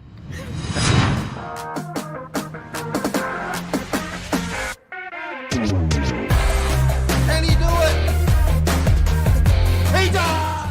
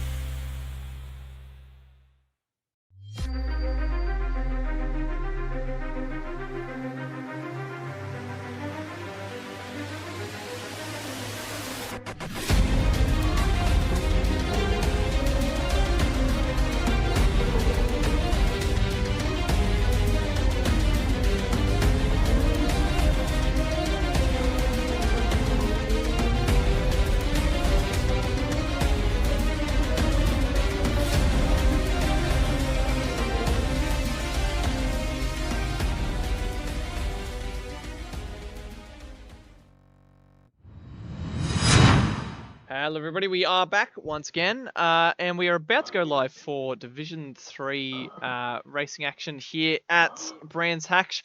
We're about to go live for the 10-minute qualifying session, and the person who will be triggering that tonight is your Division 3 race director, the Plumber. How are we doing tonight, Bumcrack?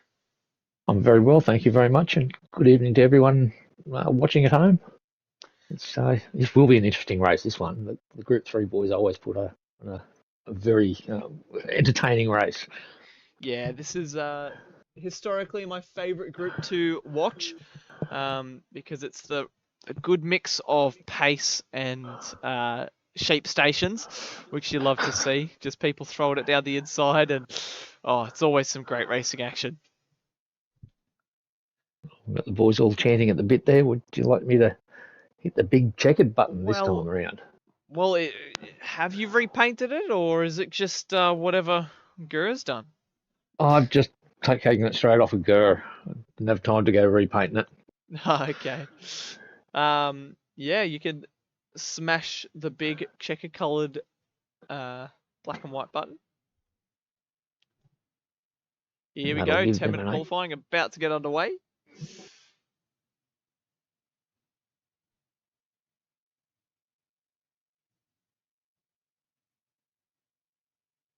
Alrighty, let's have a look.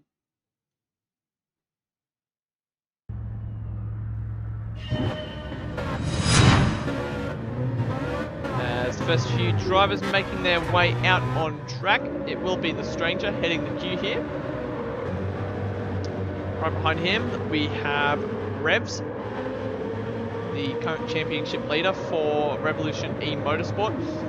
Laminator there in third. He's taken the step up. He won in Division 4 last week at Trial Mountain, and he's out here tonight. First time in Division 3, the pressure mounting on the Lightning Motorsport driver.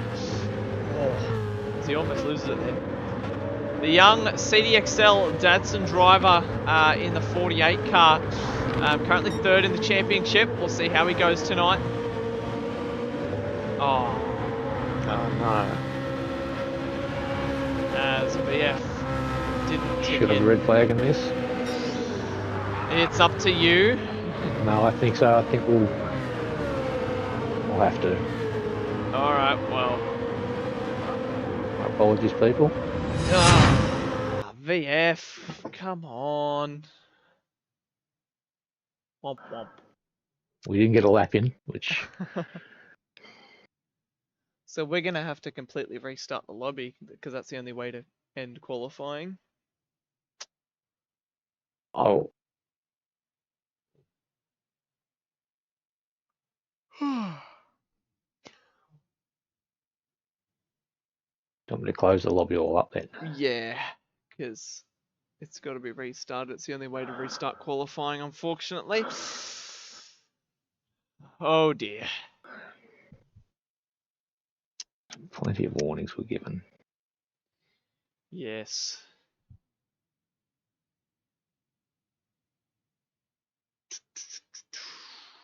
Okay. So reading the chat, I think from the Division 4 race, it's pretty unanimous that it's actually there's a mix of Keza, Budsy, and Spitzy thrown in there. So there's quite a few. Yeah, quite a few for Keza. Yeah, a lot of driver of the day votes thrown in there.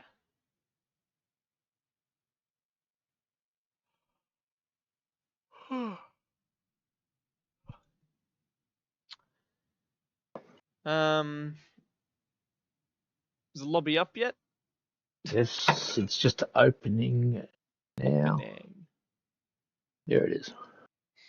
Should be available. So we'll just recap on the points for the Category 2 Championship at the moment. Revs leads the way ahead of Snake Eyes. CDXL there in third. Black Project fourth. Cruisin' in fifth. Stranger there in sixth. Carbon Boy seventh. Madrick eighth. We have Laminator in ninth. Sizzling Sausage 10th. Wartime 11th. VF 12th. Big J 13th, and Freelix snuck into the top 14 there.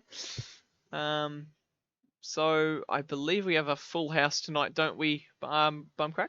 I believe we do actually. Yes. Yes, we have the full 14 on the grid. Yeah. And that was as I said earlier, there's going to be very interesting. I was watching some of the practices, and there's a couple of fast guys, but this track is well known to throw up a lot of curve balls. Yep, it's all well and good, putting a lap together and qualifying well, but if you can't do it in the race, then and you're all over the track, crashing everywhere, then yeah, it's not going to go well for you. So full of hidden apexes everywhere. It's one of the good. The hard things about this track is a lot of apexes are out of sight until you're on top of them. It's you've really got to concentrate hard. Absolutely.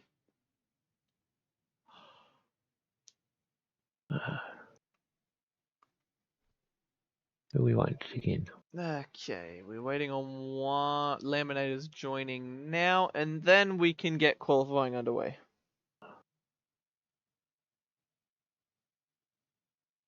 $14 players have entered. That should be us now.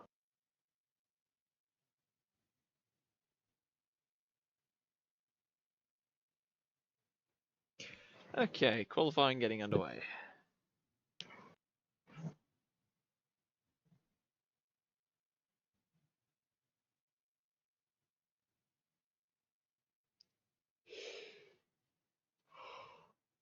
Take 2. Take 2. We have all 14 ticked in now.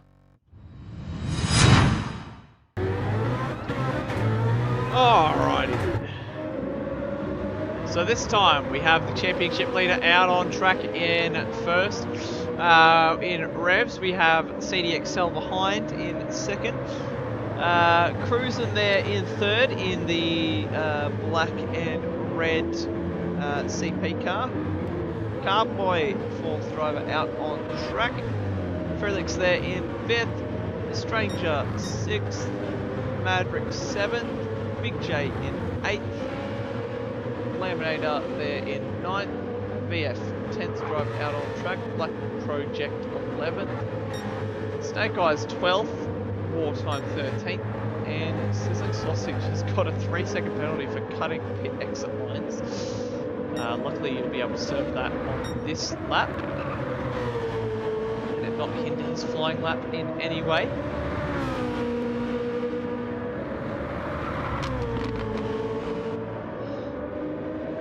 So quite a few people are stepping up from Division 4 for the first time.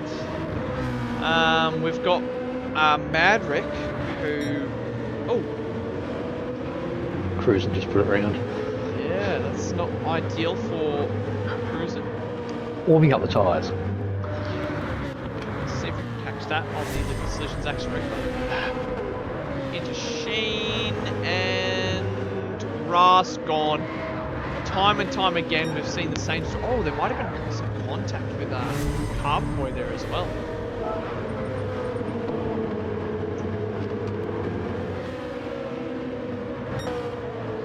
So Revs will be the first one to set a lap around this Brands Hatch circuit.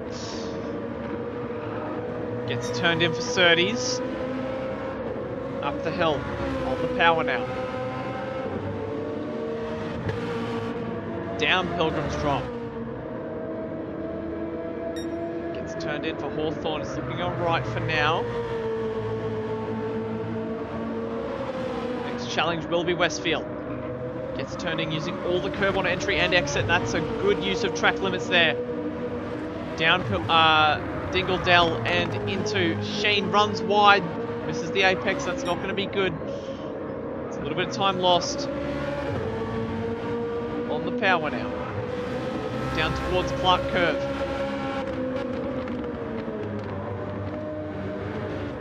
One corner to go. Gets it done. Now the short sprint to the line. 23.7 out of the gates. That's not the best lap, but CDXL 23.4 straight to the top of the times. We've got Carbon Boy slots at third there with a 23.8. Felix goes fourth quickest. Cruisin' goes fifth. Laminator overtakes in fifth. VF slots at sixth. Black Project into fourth place. Snake Eyes goes fourth place. 18 thousandths astray of Carbon Boy. Wartime into seventh position there. And Sizzling Sausage to the top of the times! Oh, wow. If you don't mind, the Black Rose driver stepping up, I believe, for one of his first races in Division 3. Raced in Division 4 all of last season.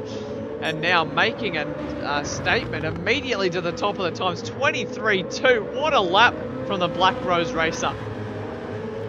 You want to watch tonight? Yeah, absolutely. I mean, he wasn't really on many people's radars for the pointy end here, but he's stepped up this first flying lap and he says, hey, knock it on the door, make it as much noise as possible. He wants his name to be heard. I think CDXL is going to have something to say about that this time around. Revs goes second. CDXL, 10th and a half clear, 23.1. The Dadson driver, Carbon Boy, can only improve his lap time to fourth, but immediately gets overtaken by Felix. Goes fourth quickest. The Stranger sets a lap time down the order, 7th place there. VF slots himself into 8th. Madrick into 7th. Snake Eyes is into the pits. Fresh set of rubber for the REM team owner. Wartime takes 8th spot. It's quite a bit of chopping and changing here. This is turning out to be an interesting session. And it's far from over. Sizzling Sausage in. Currently on the front row of the grid. Revs is on a cracker of a lap. Let's see as he comes through Westfield.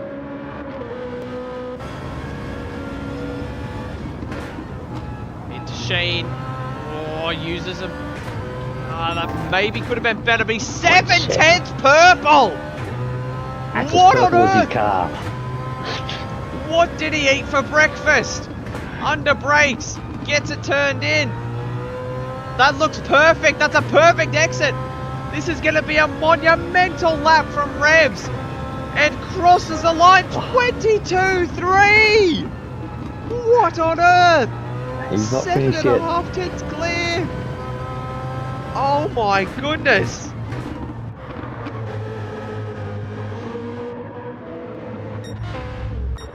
I am speechless. That is an absolutely incredible lap. How on earth? That's come out of nowhere. He's just put 7/10 on the field. Be tough to catch. Absolutely. Wartime goes 7 quickest. Quickest with a 24.2. Revs down Pilgrim's Drop. He's down on this lap, so we'll keep the camera away from him for this lap. Sizzling Sausage begins his flying lap. Let's ride on board with him as he tackles Paddock Hill Bend. Oh, the power, that's perfect. Into Druids, braking early, very deep, under brakes I should say. Gets it turned in on the power. He's up, using all the track limits on entry and on exit. Gets it stuck up on that curb, using all the available track limits. Into Surtees now. Can he get it tucked in? Yes, he can. That's very smooth. Sizzling Sausage down the hill towards Pilgrim's Drop. Falls in towards Hawthorne. Gets it turned in now. A 10th astray of his best lap. This is looking good. Under brakes into Westfield. That's a perfect line. Absolutely perfect. Butter smooth from Sizzling Sausage. Through Dingle Dell. What's it going to be through Sheen? Oh, that's perfect. Surely he's got to be up. No, he's down. How on earth is he down? That looks so good. The lines were perfect through there.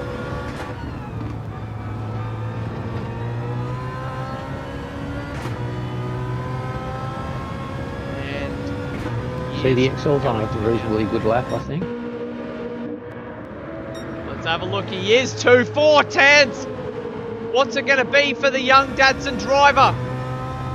Towards Westfield now. Gets it turned in. Oh, that's good.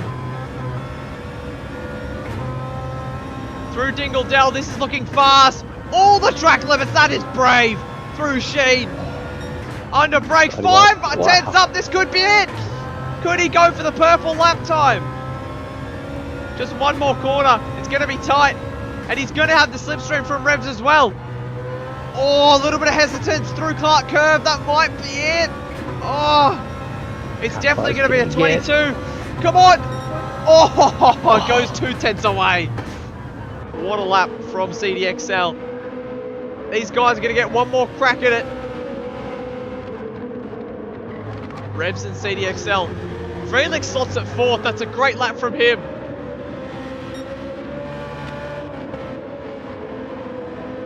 Through Graham Hill now. These two neck and neck.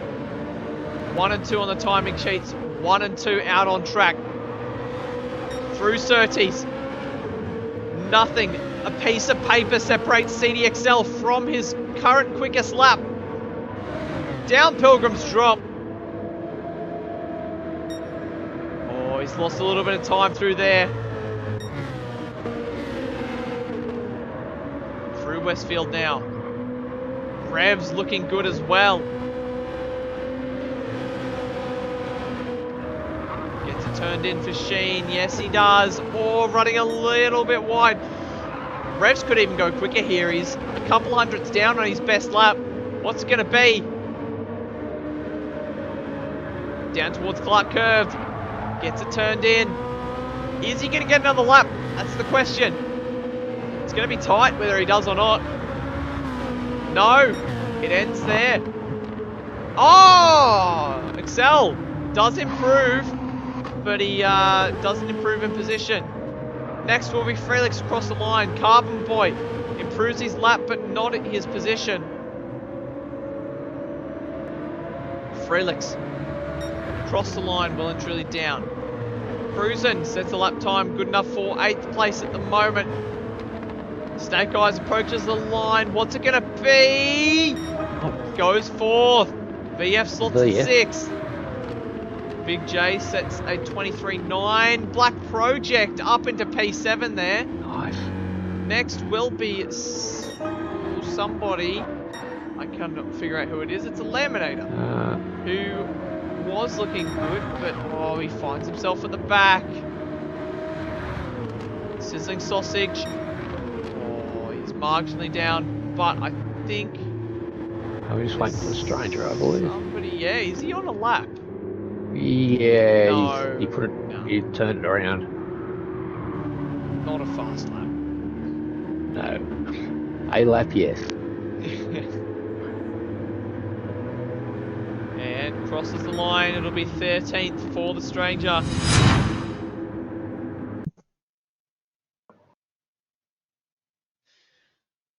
Wow, we'll have a look at the qualifying results for Division 3 Round 2. Revs, the championship leader, sticks it on pole at 22.3. CDXL just behind, 2 tenths. Very good qualifying from those two. That's the front row. Sizzling Sausage slots in 3rd place with quite a margin to the front too. We've got Snake Eyes there in 4th with Felix in 5th. VF in 6th, Black Project 7th, Madrick 8th, Carbon Boy 9th, Cruisin 10th, Big J 11th, Wartime 12th, The Stranger in 13th, and Laminator rounds out the pack in 14th there. Oh, that was a very tight qualifying, lots of chopping and changing. I mean, that kept us on our toes right till the end. You didn't know which way it was going to go until the checkered flag fell. Yes, it's going to be a spicy race. Absolutely. So place your predictions down below, guys. Get them in chat. Get a bit of conversation going. I don't think we're going to have quite a dominant race that we saw last race with Budsy. I think it's going to be a bit tighter at the top. And I think that CDXL, he could really take the challenge to Revs this race. Let's see what happens.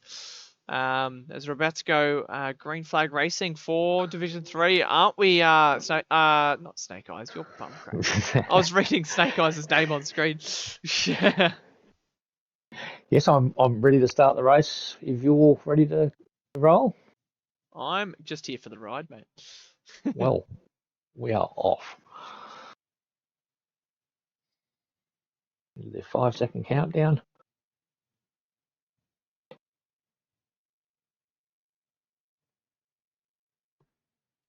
Hopefully they'll all be on the track.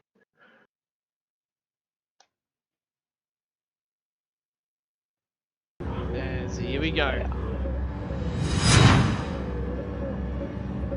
Lined up and waiting as the light sequence begins. 1 light, 2 light, 3 light, 4 lights, 5 lights. And they're out and racing here at Brands Hatch. Revs doesn't get the best of starts. CDXL starts to pull alongside, but he's a whole car length in front. That's all that matters.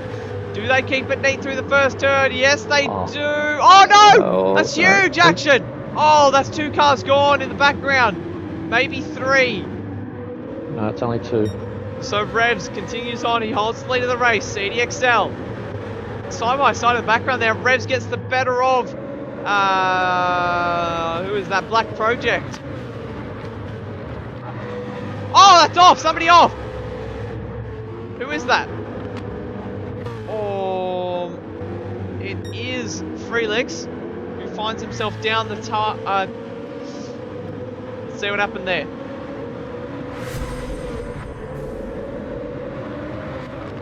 As he came into Surtees, he's just run wide, sputtered onto the escape road. Very easy to do. We've seen so many people do that tonight.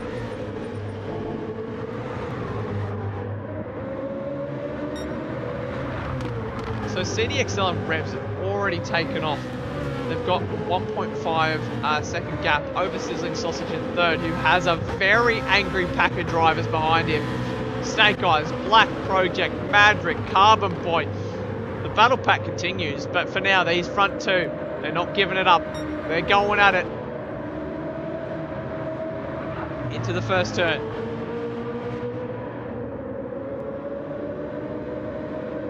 Druids now, Revs, maintaining that 4/10 gap over CDXL.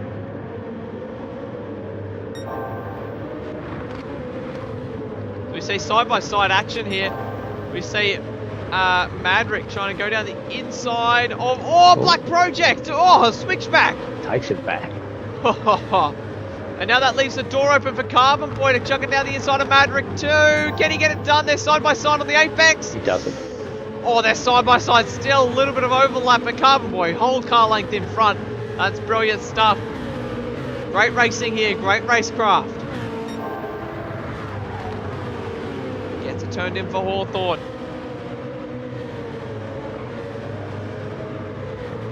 Now Westfield. Head down Dingle Dell into Sheen.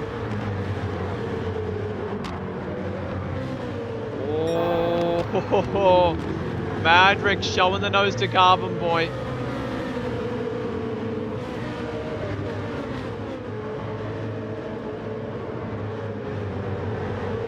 Into Clark Curve.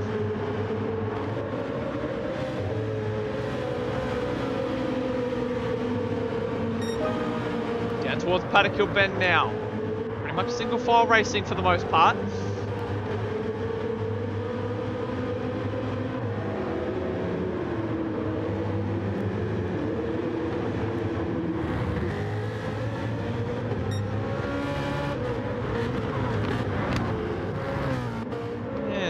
Going on at the moment. If we look a little further down the pack, these guys ooh, Laminator losing position to Cruising there. Back up front, Revs holds the lead by 0.6 over CDXL at the moment.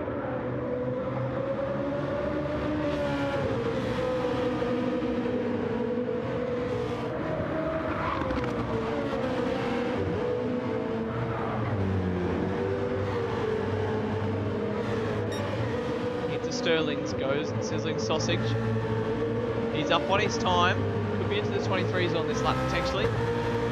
Which the fastest lap of the race on the last lap was by Revs, a 23.7. 23 flat there, 23.1. That's good for Revs, great pace. And Excel following a couple of tenths behind as well.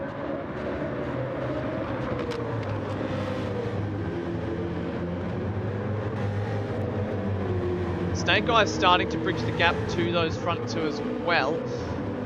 Trying to catch up to Sizzling Sausage to get up behind those two.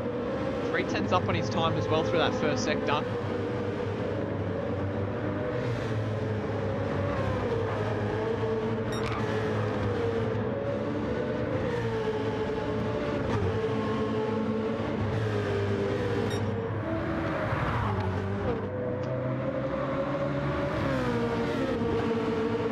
That gap, half a second now between Revs and CDXL. We have a little bit of spreading out of the pack. Cowboys within touching distance of Black Project.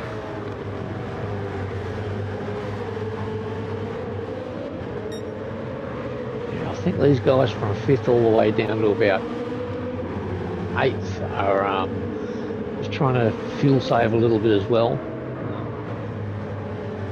Trying not to lose touch with the guy in front of them.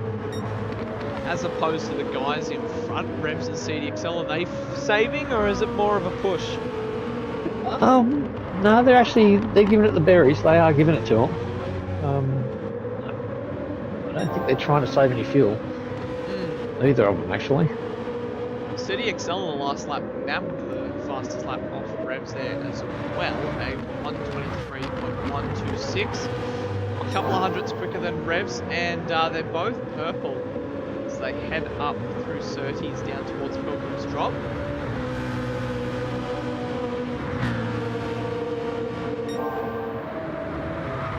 Tenth purple for Revs, and if he keeps this up, it'll be a 22. And quite crucially, he's outside a slipstream range of Excel. It's sort of flirting around that second mark. 2 tenths purple. This is going to be a ripper lap from Revs. It is. He's trying to pull away just so he can keep that. So Excel can't have that advantage. And it is going to be a 22.892 to be precise. 23 flat for CDXL on that last lap. Sizzling Sausage and Snake Eyes following suit, about 5 seconds astray of the leaders. Just behind them we have Black Project, who's opened up that gap to Carboy to 1.5 seconds, who looks like he's under pressure from Madrick and Big J behind at the moment. So those guys, I think, were sort of playing games, trying to stay inside enough slipstream to get some fuel advantage. Yeah, exactly. I mean, the nature of this track, you're going to have to burn a lot of tyres if you want to make an overtake. So this first stint is all about saving and holding position. And if you can find a driver who's maybe using a little bit more than you can just get a bit of a tow, get pulled along and save a bit more fuel and tyres, which will be crucial by pit stop time. It's quite a slow refuel rate here that we have for this round. We have it set to 4 litres per second. So if you save, and it's set to 3 times fuel as well. So it's, 5 times fuel. So a little bit of fuel saving goes a long way in terms of time saved in the pits. Yeah, well, it's I think it was about 4 seconds for 20% saving. So yeah, it's a lot of time.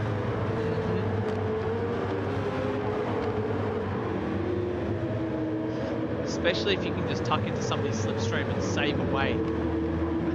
You're going to jump them in the pits if you do a bigger fuel save, 100%. There are guys out there right now who are actually doing quite well on the fuel front. Some who are not doing so well. Well, how about we get We into an probably AEO should. tyre and fuel update, Buckrat? I think we should. Out front, Bryce Revs, him and Excel are actually both the same sort of fuel and tyres at about 45% fuel and about 25% tyre gone, 75% left. Sausage is actually a little bit better on fuel. He's at 50% fuel, about the same sort of 25% gone on his tyres. Snake Eyes, about the 45% fuel, so not quite as good as Sizzling Sausage. Similar tyres, very similar tyres so far. Black Project, he's sitting on about 55% fuel. He's done really well. Good on you, mate. And he's actually got about 20% wear on his tyres, so his tyres and fuel looking a little bit better than everyone in front of him. Carbon Boy, similar with the tyres, but he's down to about 45% fuel. Madrick, again, 47, maybe 45% fuel, and he's pretty good on his tyres. He's got about 20% worn. Big J, he's got some savage tyre wear there. He's looking about at least 30% gone. He's got about 40% fuel in the tank, so both fronts he's looking a little sad. Freelix up at 45% fuel, 25 to 30% tyre wear. Wartime with some savage tyre wear, probably more than 50% tyre wear, and about 40% fuel. So another one who's really going to be struggling. VF with about 30% tyres and only just under 50% fuel. So he's done pretty well on his fuel. Cruising, he's spent a bit of fuel, but he's down to about 38%, but only used about 20% of his tyres. Stranger used about 30% of his tyres. He's down to about 40% fuel usage.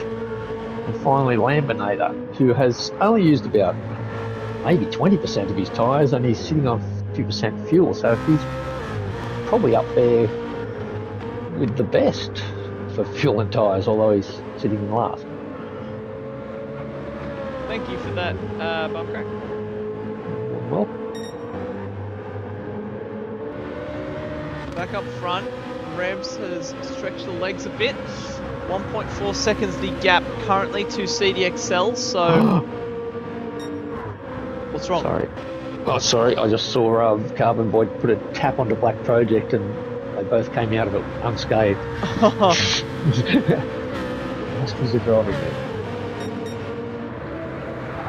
Which this is probably the closest battle pack on track, and I say battle pack, but it's more a train, as there hasn't been any moves in this train since the start of the race. They're just eyeing each other off. As I said earlier, this first phase of the race, you sort of want to just save your fuel and get to that first pit stop after your 10 or 11 laps.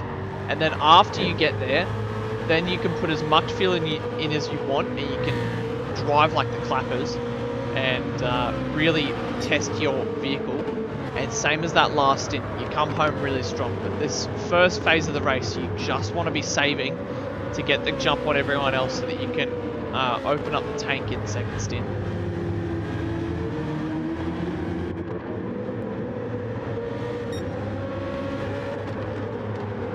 And the Unless, alternative of course, your revs.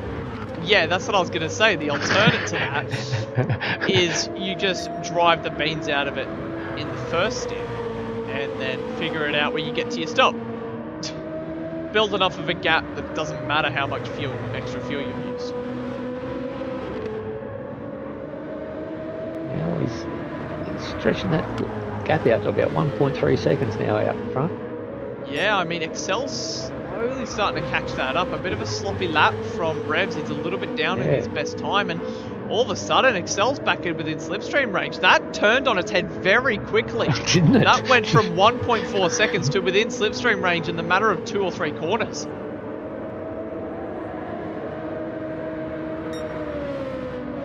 Yeah, second down on his lap time there, Revs. He's not going to be too happy with that lap. That was a bit of a sloppy one. Compared to Excel on that last lap, who did a 23.4. So he gained 4 tenths alone just on that lap. Big J's in, lap 10. Yeah, I think we'll start seeing a few of them coming in about now. Wartime in as well, so 2% separating those two. So that's half a second a time if they both put the same amount in the tank. So Rev seems to be really struggling. Could it be a tyre thing, Plumber? Yeah, the tyre wear model nowadays, when you're about 50%, it's going to start to hurt him. He is starting to get a bit fidgety out there. He's on the fuel light now. His fuel light's flashing away. Compared so he'll to be Excel, definitely into this pad.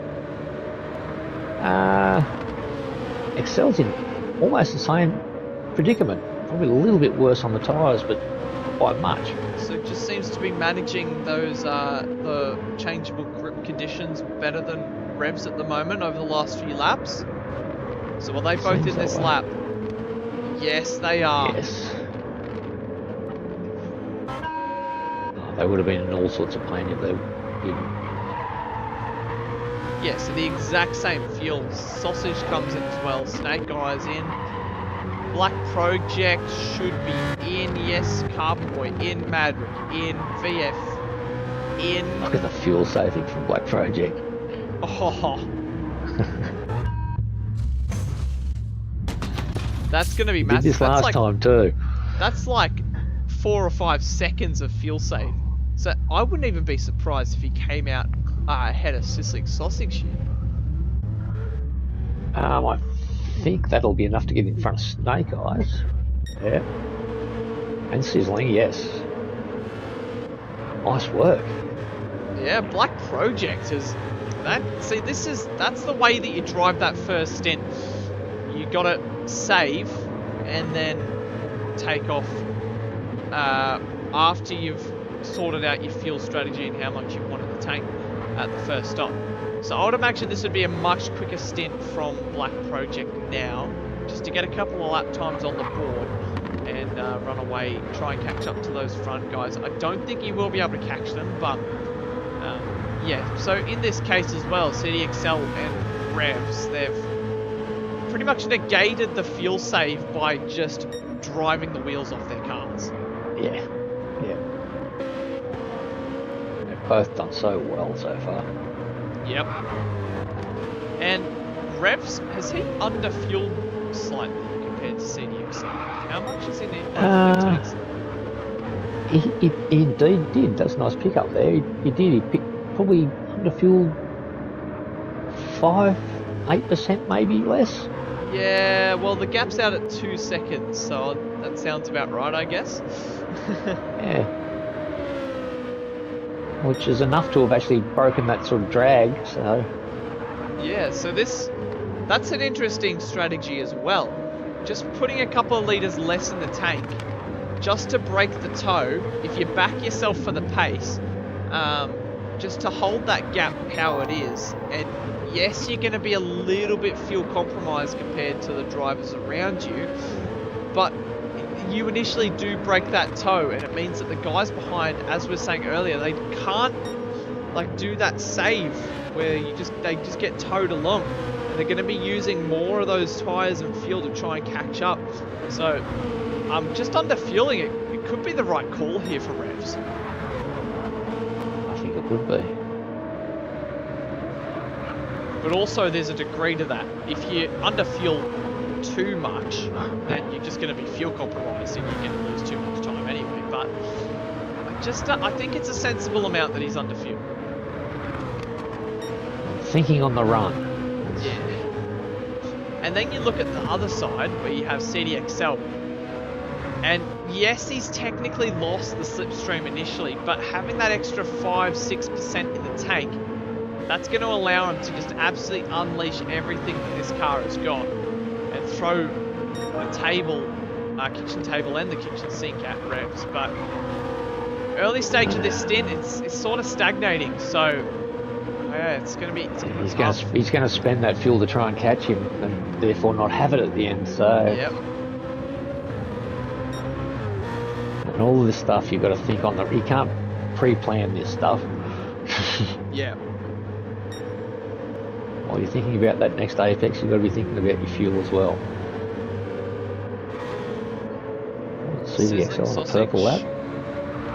Yeah, Sizzling Sausage within slipstream range of Black Project at the moment. This is the battle for third. Right on the cusp of that slipstream range though, so he's not going to get the full effect, but it is going to tow him along. Getting a lot of time in straight line. No, he's getting down. closer. Could even hint at a difference in setup between the two. Maybe Sizzling Sausage running a more liberal rear wing, a little bit less than Black Project. It might be set a bit higher without giving too much away. Bumpcrack might be able to give us a little nudge or hint as to whether he might be. Oh, to be honest with you, I don't know where he'd end up with one, but there was a lot of suggestions thrown around the team rooms, but where he ended up, I don't know. Because it's very, what I found when I was trying to make my tune for this track is that I wanted to have low downforce so that I could overtake in a straight line. But if you take too much off, you just lose too much time.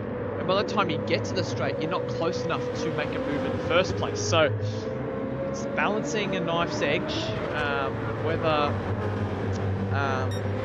go the high downforce to make it up in the corners, or drop it off a little bit and yeah, just lead from yeah, like just get a bit more straight line speed. But what was funny enough is that if you have track position on a low downforce setup, yes, somebody might have higher downforce, but they're not going to be able to pass you on this track. It's very single file, and the only real places you can overtake are on the straights. So if you run that low downforce and you have track position, if you don't want them to pass, they aren't passing you. So it's The way I think about it. Yeah, but if you don't have that track position, that's where the issue comes in. Like if you let somebody past who's got high downforce and you've got low downforce, you're not catching them. They're just going to take off into the distance. It's true.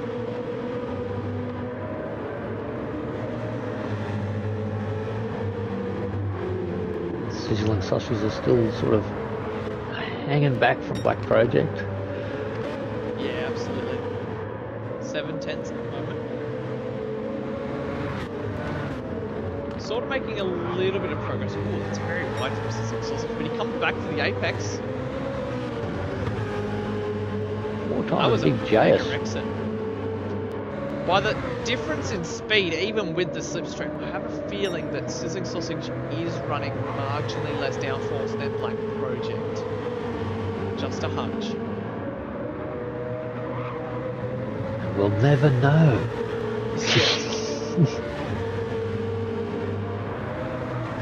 Don't think it's a lot though. I think it's just maybe 10, 15, maybe 20. Just enough to give that little bit of pace advantage. And you can see, like, through the corners, Black Project is making it up, especially through that middle sector, that gap ebbing and flowing. You'll see it in a straight line once again. Look at that gap come down immediately on exit. That could more be attributed to the exit, but I don't know, like, it doesn't seem like Black Project isn't having a bad exit, it's just, yeah.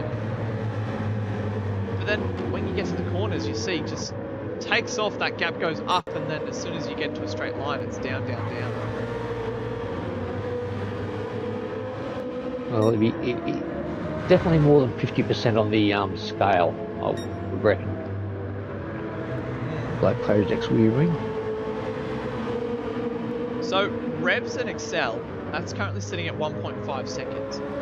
So this is sort of what we would expect to happen. So Revs has used the start of this stint, he's used up that fuel, well, just a little bit of that fuel to keep that gap open. But now he's got to the point of the stint where he's hoping that Excel has used up his tyres trying to hold on. And now he's got to save that 5% less that he didn't put in the tank. We saw on that last lap, Excel closed up 4 tenths alone. As soon as Excel gets into slipstream, that'll be pretty much game over for Rev's mind game sort of strategy here. But as long as he keeps him outside of slipstream, that means that Excel's going to keep using up those tyres and fuel. Yeah, and at the moment, Excel has a little bit more fuel on board still, so he hasn't used it all up getting to him. So we've still got one more pit stop to go for everyone, and I reckon that'll make a big difference. Yeah, Scaff will be nothing again. So, Black Project, Sizzling Sausage, and Snake Eyes. Snake Eyes is sort of tagging onto the back of this pack here. There's not much in it between these guys. It's almost on, within touching distance on that slipstream there is Snake Eyes. In fact, Cumboy's found himself a little bit open air. And just behind him we have Madrick, who doesn't need to look at his mirrors, but should be mildly concerned with VF closing in, who has now just latched onto that slipstream. But once again, this could be highlighting a difference in setup as we see through these corners and this middle section of the track. Madrick has just put 5 tenths on VF, and then in the straight line it all just falls away. Which is very interesting to see the different approaches that these guys have taken towards setup and aero.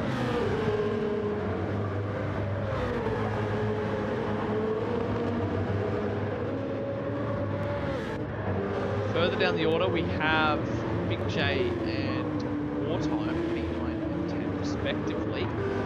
Freelix there sitting 11th, Cruiser in 12th. Got the Stranger there in 13th, and the Laminator has had a mare. He's actually being overlapped by the leaders. He's had blue flags there. So he's not had a good time. Tank slapping through Sheen there for Laminator. Now I would imagine that Laminator would be running a tune that, or a similar tune to what John and Stickers ran last Sunday night. Maybe just a difference in driving styles, and Laminator unable to drive the car the way that his Category 1 teammates are able to. Could even be hinting at not enough practice for Laminator potentially, but yes, not been a good day out for Laminator. This would be one to forget. From P1 last week in Division 4, and looks like he's going to be sent straight back down to Division 4, unfortunately. So look at this, Excel and Revs. Revs is doing an excellent job just keeping Excel right on the cusp of that slipstream. He's just held him there. Ever since that last pit stop, he's just held him there. Yeah. See, if Revs can complete this stint without giving anything to Excel in terms of slipstream, this will be a brilliant stint from Revs. But it looks like that may have just lapsed. It looks like Excel 6 tenths, 7 tenths. It looks like he's latched on now. Unless he makes a mistake, he shouldn't be losing that over the next few corners. But for 9 out of the 10 laps in this stint, that's a solid job from Revs. And he's really used that fuel advantage, or the fuel deficit to his advantage. He did, but I think it's actually going to come and bite him a little bit here. Yeah, if he loses track position here, that could be game over. Well, I think he may. It's going to be a very interesting pit next time when they both come in. What's the fuel situation looking like? Does Excel still have an advantage, or is he does? He does indeed. He's probably sitting on about 20% fuel, and I think Revs is sitting maybe about 12. Oh, 12 that's going to be and a a half, 15%? massive fuel deficit. That's, Fuel yeah. advantage. I think it's probably a 5% difference between them. In fact, Revs has just gone onto the fuel light then. They both should As be I was in this watching. lap. Okay, it's on at 10%. So now Revs has a decision to make. Does he spend extra time in the pits, fuel the car to the amount he needs? Oh, he's gone off track! Oh, throws He's it down under the pressure inside! now. Oh, cuts off the nose. They should both be in this lap, so I don't Their think... tyres are about 50%, so they're a bit slippery. Oh! Little bit of contact. Oh no. Oh, Oh. what? Oh, that's going to hurt. That's weird. That was a funny incident. Because I think... Oh, that was weird. Because Excel tried to throw it down the inside, but Revs Wanted to go to the pits. And then he almost shoved him into the pits, trying to... That was funky. And Revs might even get a 3-second penalty because of that. I think he may. And that's a horrible voice around here, that one. It is! Oh! That could be race over for Revs. 3-second penalty, that's going to be massive. And Excel, he's getting overcut as well.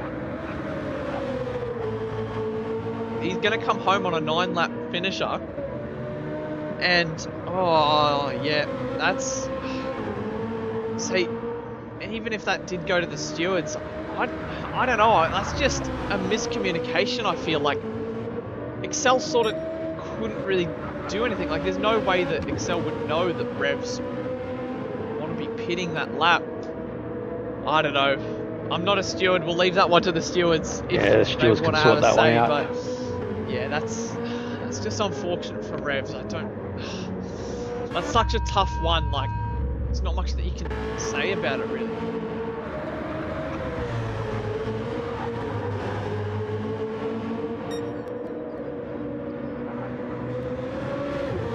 Fuel is he going to put on? He only needs to do 9 laps, so he doesn't need much in the tank. It's not going to be a full tank of fuel, but I reckon about 75, 80 should do it. He's put in a lot, actually. 86. Yeah. He's planning on giving up the berries. Yeah, Revs has served his penalty, and he comes out the pits, and oh, Excel's got 8 seconds on him, 7 seconds. Ouch. Oh. So, and how's the fuel situation between them? What's the fuel differential between those two? Excel's, as you said, he was up around the 85% mark, and Revs almost exactly the same. Oh, okay. Well, Sizzling Sausage sort of, you know, that's allowed Sausage to catch up with Revs there a little bit.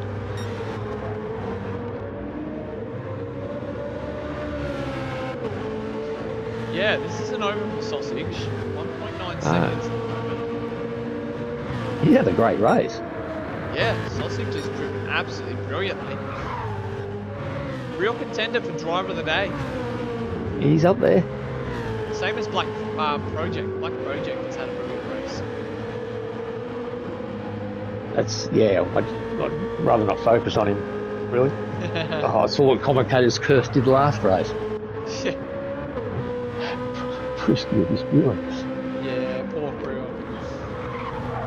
Snake Eyes currently sitting 5th place, and he's driven an average race, like nothing crazy. He hasn't showed like outstanding pace, but he's just at the pointy end, just lap after lap,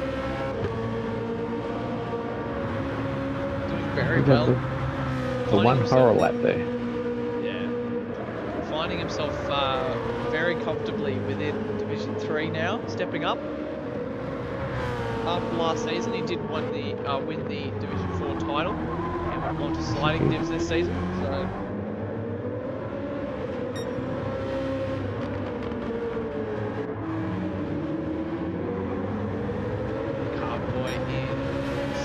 AEST now under pressure from VF. Now has VF made up a bunch of places here? Was he in 7th or was he a little further down?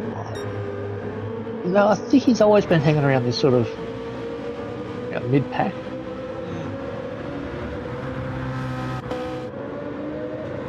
Ninth place is Big J, who has 1 second back to Wartime, who's in a massive battle with Frelix at the moment.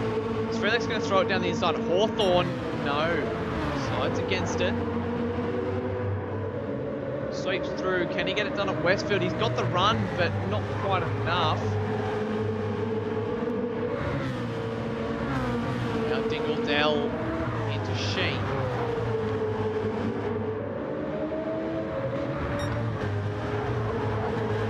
Sterling's. That gap just sort of maintaining at about 3/10 between Wartime and Frelix.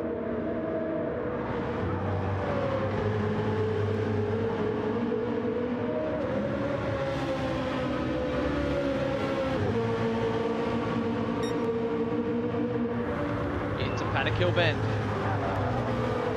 little bit wide from Frelix there. But he's going to get him on the run down towards Druids. Defensive from Wartime.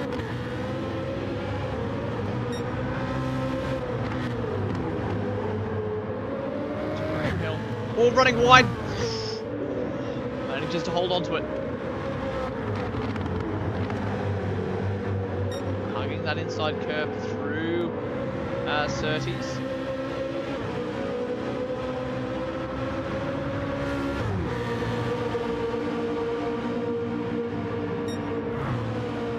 Into Hawthorne now. See, this is what I'm saying, where it's very tough to overtake. It's very much single file racing for the most part around here.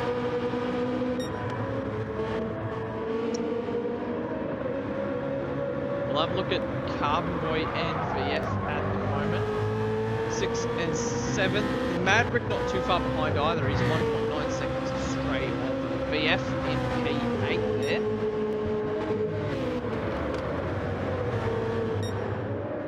CDXL extending that gap to 8 seconds. Revs losing a couple of tenths to Sizzling Sausage.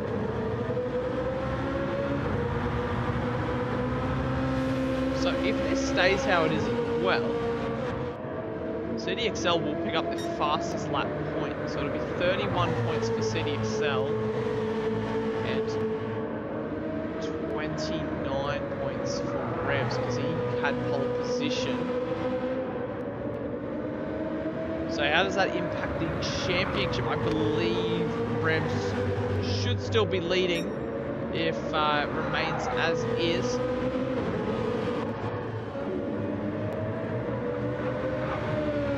The XL getting around lap traffic. Yep. Not been a good day in the office for Laminated tonight. No, we've all had those ones.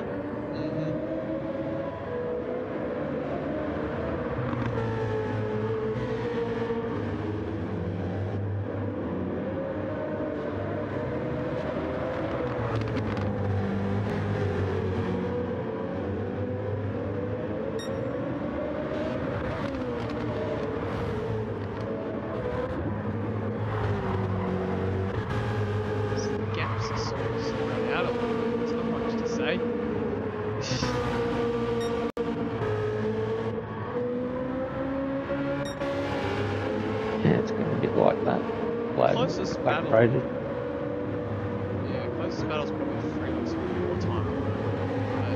But even that's sort of coming to a standstill.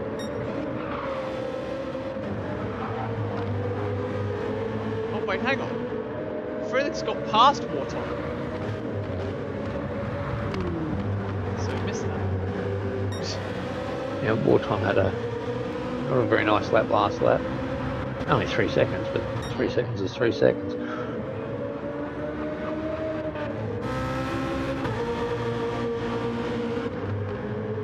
So Sizzling Sausage and Revs are still going at it here. 1.8 seconds, 1.9. It's sort of stagnating around that point. Like, holding Saucy, but not really making inroads towards that gap. Black Project sitting 4th position, 4 seconds straight. Like, he has no pressure from behind, nothing in front. 3 laps to go. He just needs And to he's got a fair. Well, he's got more fuel on board than everybody else. Geez, I hope it comes down to that. Yeah. Just a couple of percent extra just in case it comes down to it. Yeah. Running out on the last corner of the last lap is a horrible feeling. Yeah. I've been there. Yeah, I was there at Trial Mountain. Actually, ridden it twice at Trial Mountain. Oh.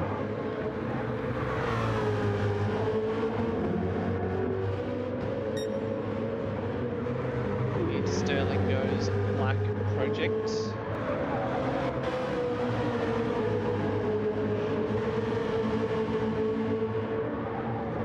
So Freelix, he's put a gap on Wartime and now he's pressuring Big J. So could we see another move from Freelix? I feel like him moving through the field is probably the most exciting thing on track at the moment. With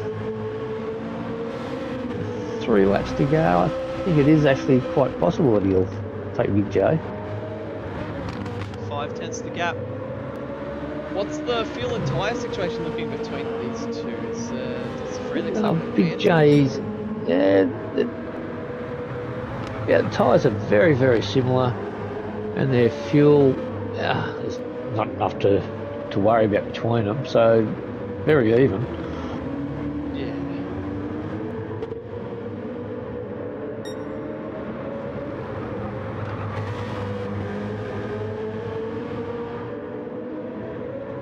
Freelix, he's going to get it down the inside at Surtees.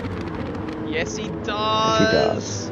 Oh, Big J Big trying to hold J's it around the gonna fight it. outside. Oh, he does too.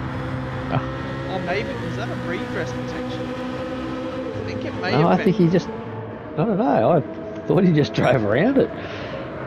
There's a little bit of contact on the apex, so we'll have a look on the resolutions actually played.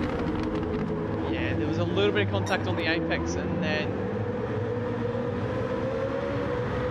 no, it didn't look like he redressed. He kept his foot in it.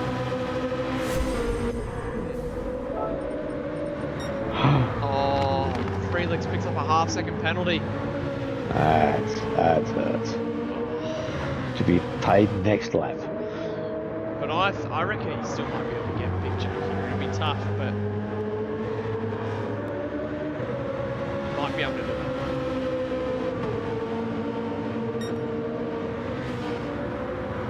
Panicle Bend for the 30th time.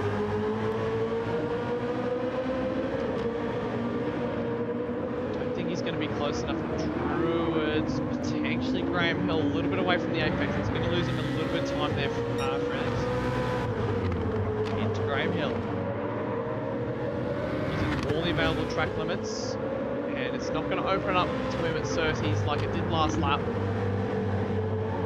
He needs to get a wriggle on sooner rather than later. Because he has. Oh! He's gone off and hit the wall potentially. That is not ideal for Freelix. Right on board with him. Through Surtees. It's done. Just. Oh! Moment. Had to overcorrect. It wasn't like he understeered. That was oversteer that caused that. Serve the penalty now though. He's completely lost touch with Big J in 9th place. Carbon Boy has taken a few strides away from BF there. As these guys all start their final lap. CDXL 11 seconds over Revs at the moment. He's just got to get home. And adding, what on earth? He's gone even quicker, a 22.4. Cell ain't mucking about. He's proven that he is a very good prospect. Well, his car is extremely light. He has not much fuel left. Yeah. Through Sheen for the final time. Into Sterling. He's down on his time, but it's not going to matter. He's got a 12-second lead over Revs. He approaches Clark Curve for the final time. This has been a heroic drive.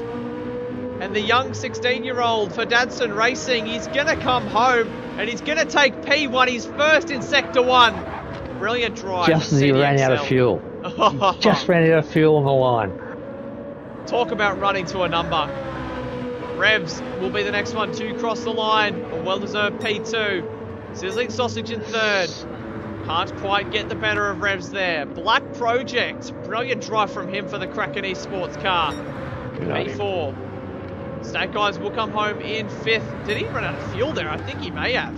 I think he did. He did indeed. Sixth. VF in seventh. Madrick crosses the line in eighth. Next Magic, will be out Big J. He was just running out of fuel as well. 10th will be Freelix. 11th is Wartime. Cruisin will come home in 12th. Right as the sun sets at Brands Hatch here.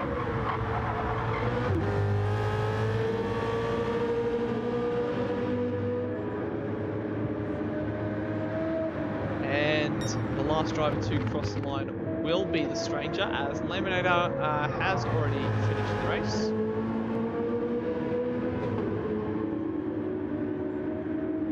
And he will cross the line. And that's all she wrote for Division 3 and Category 2 here at Brands Hatch. Wow, what a race. That was, I mean, had a lot of turns. It sort of kicked off midway through and then settled down towards the end. So yeah, definitely different paced race, that one. Yeah, I think they've had 3 other divisions to watch, see what sort of strategies to use, and they laid them out quite well tonight. Yep. So we will have a look at the race results of that one. So CDXL takes his first Sector 1 victory and the fastest lap of a 1:22.4. Revs finishes second with Sizzling Sausage completing the podium.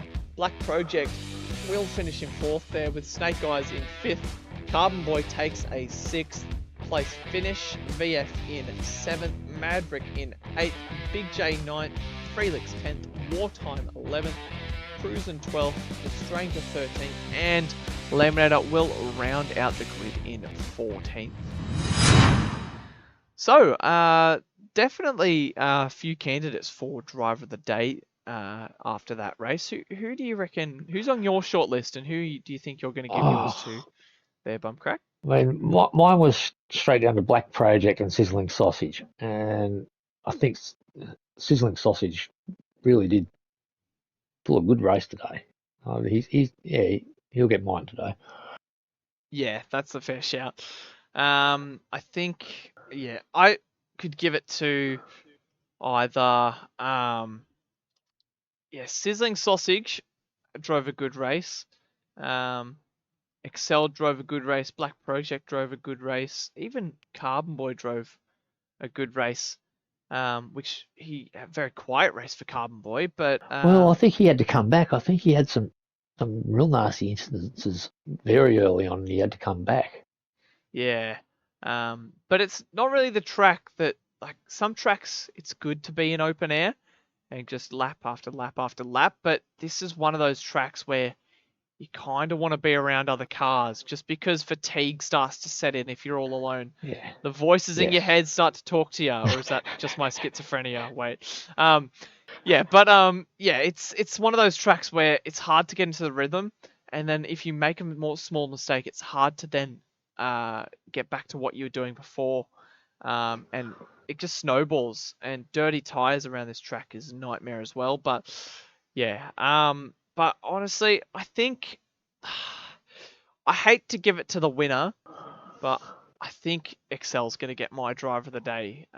Even though he won the race, it's his first Sector 1 race, first Sector 1 win, I should say. And, yeah. and he just drove brilliantly and came home with the beans, and yeah, Well, he's definitely won the very best driver comfortably. out there.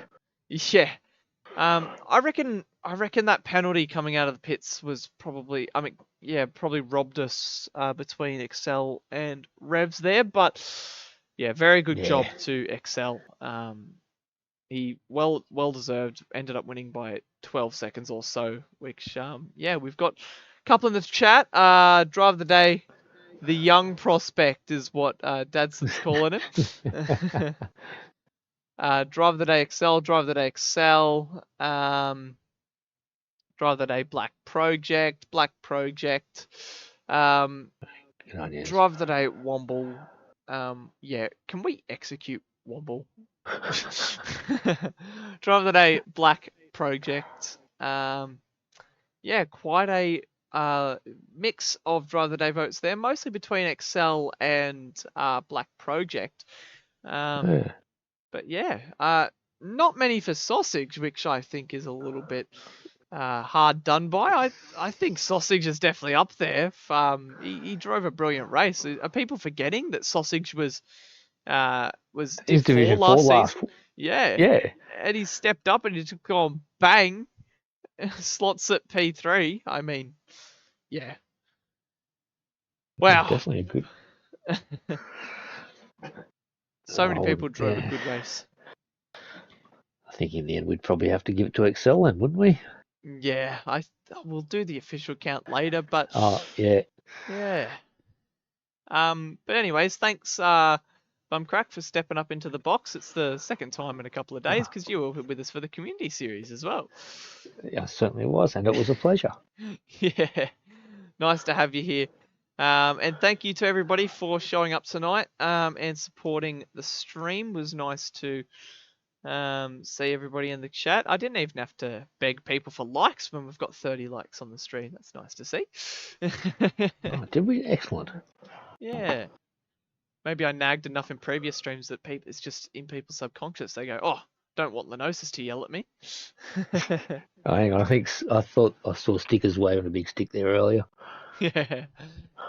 Anyways, but that's all for Brands Hacked here at Sector 1 for Season 9. We're going to sign things off now. Anything else to say before we close things off for tonight, Bumcrack? No, just looking forward to next week. Yeah, next week. States. It's very interesting. It's going to be a Sector 1 first next week. We have the Road Atlanta Super Sprint. All 4 divisions will be racing on the one night. It's been a logistical nightmare, but it'll be a spectacle to watch. As we'll have each division get a 10-minute qualifying and a 25-minute sprint. It'll be absolutely spectacular. We love to see it. So join us for next Sunday. Should be an absolute ripper. And looking forward to that. It will be absolutely spectacular. So, yeah, join us for then. But for now, that's Lenosis and Bumcrack signing things off for Brands Hacked. We'll catch you all next Sunday. Bye, guys. Bye from me.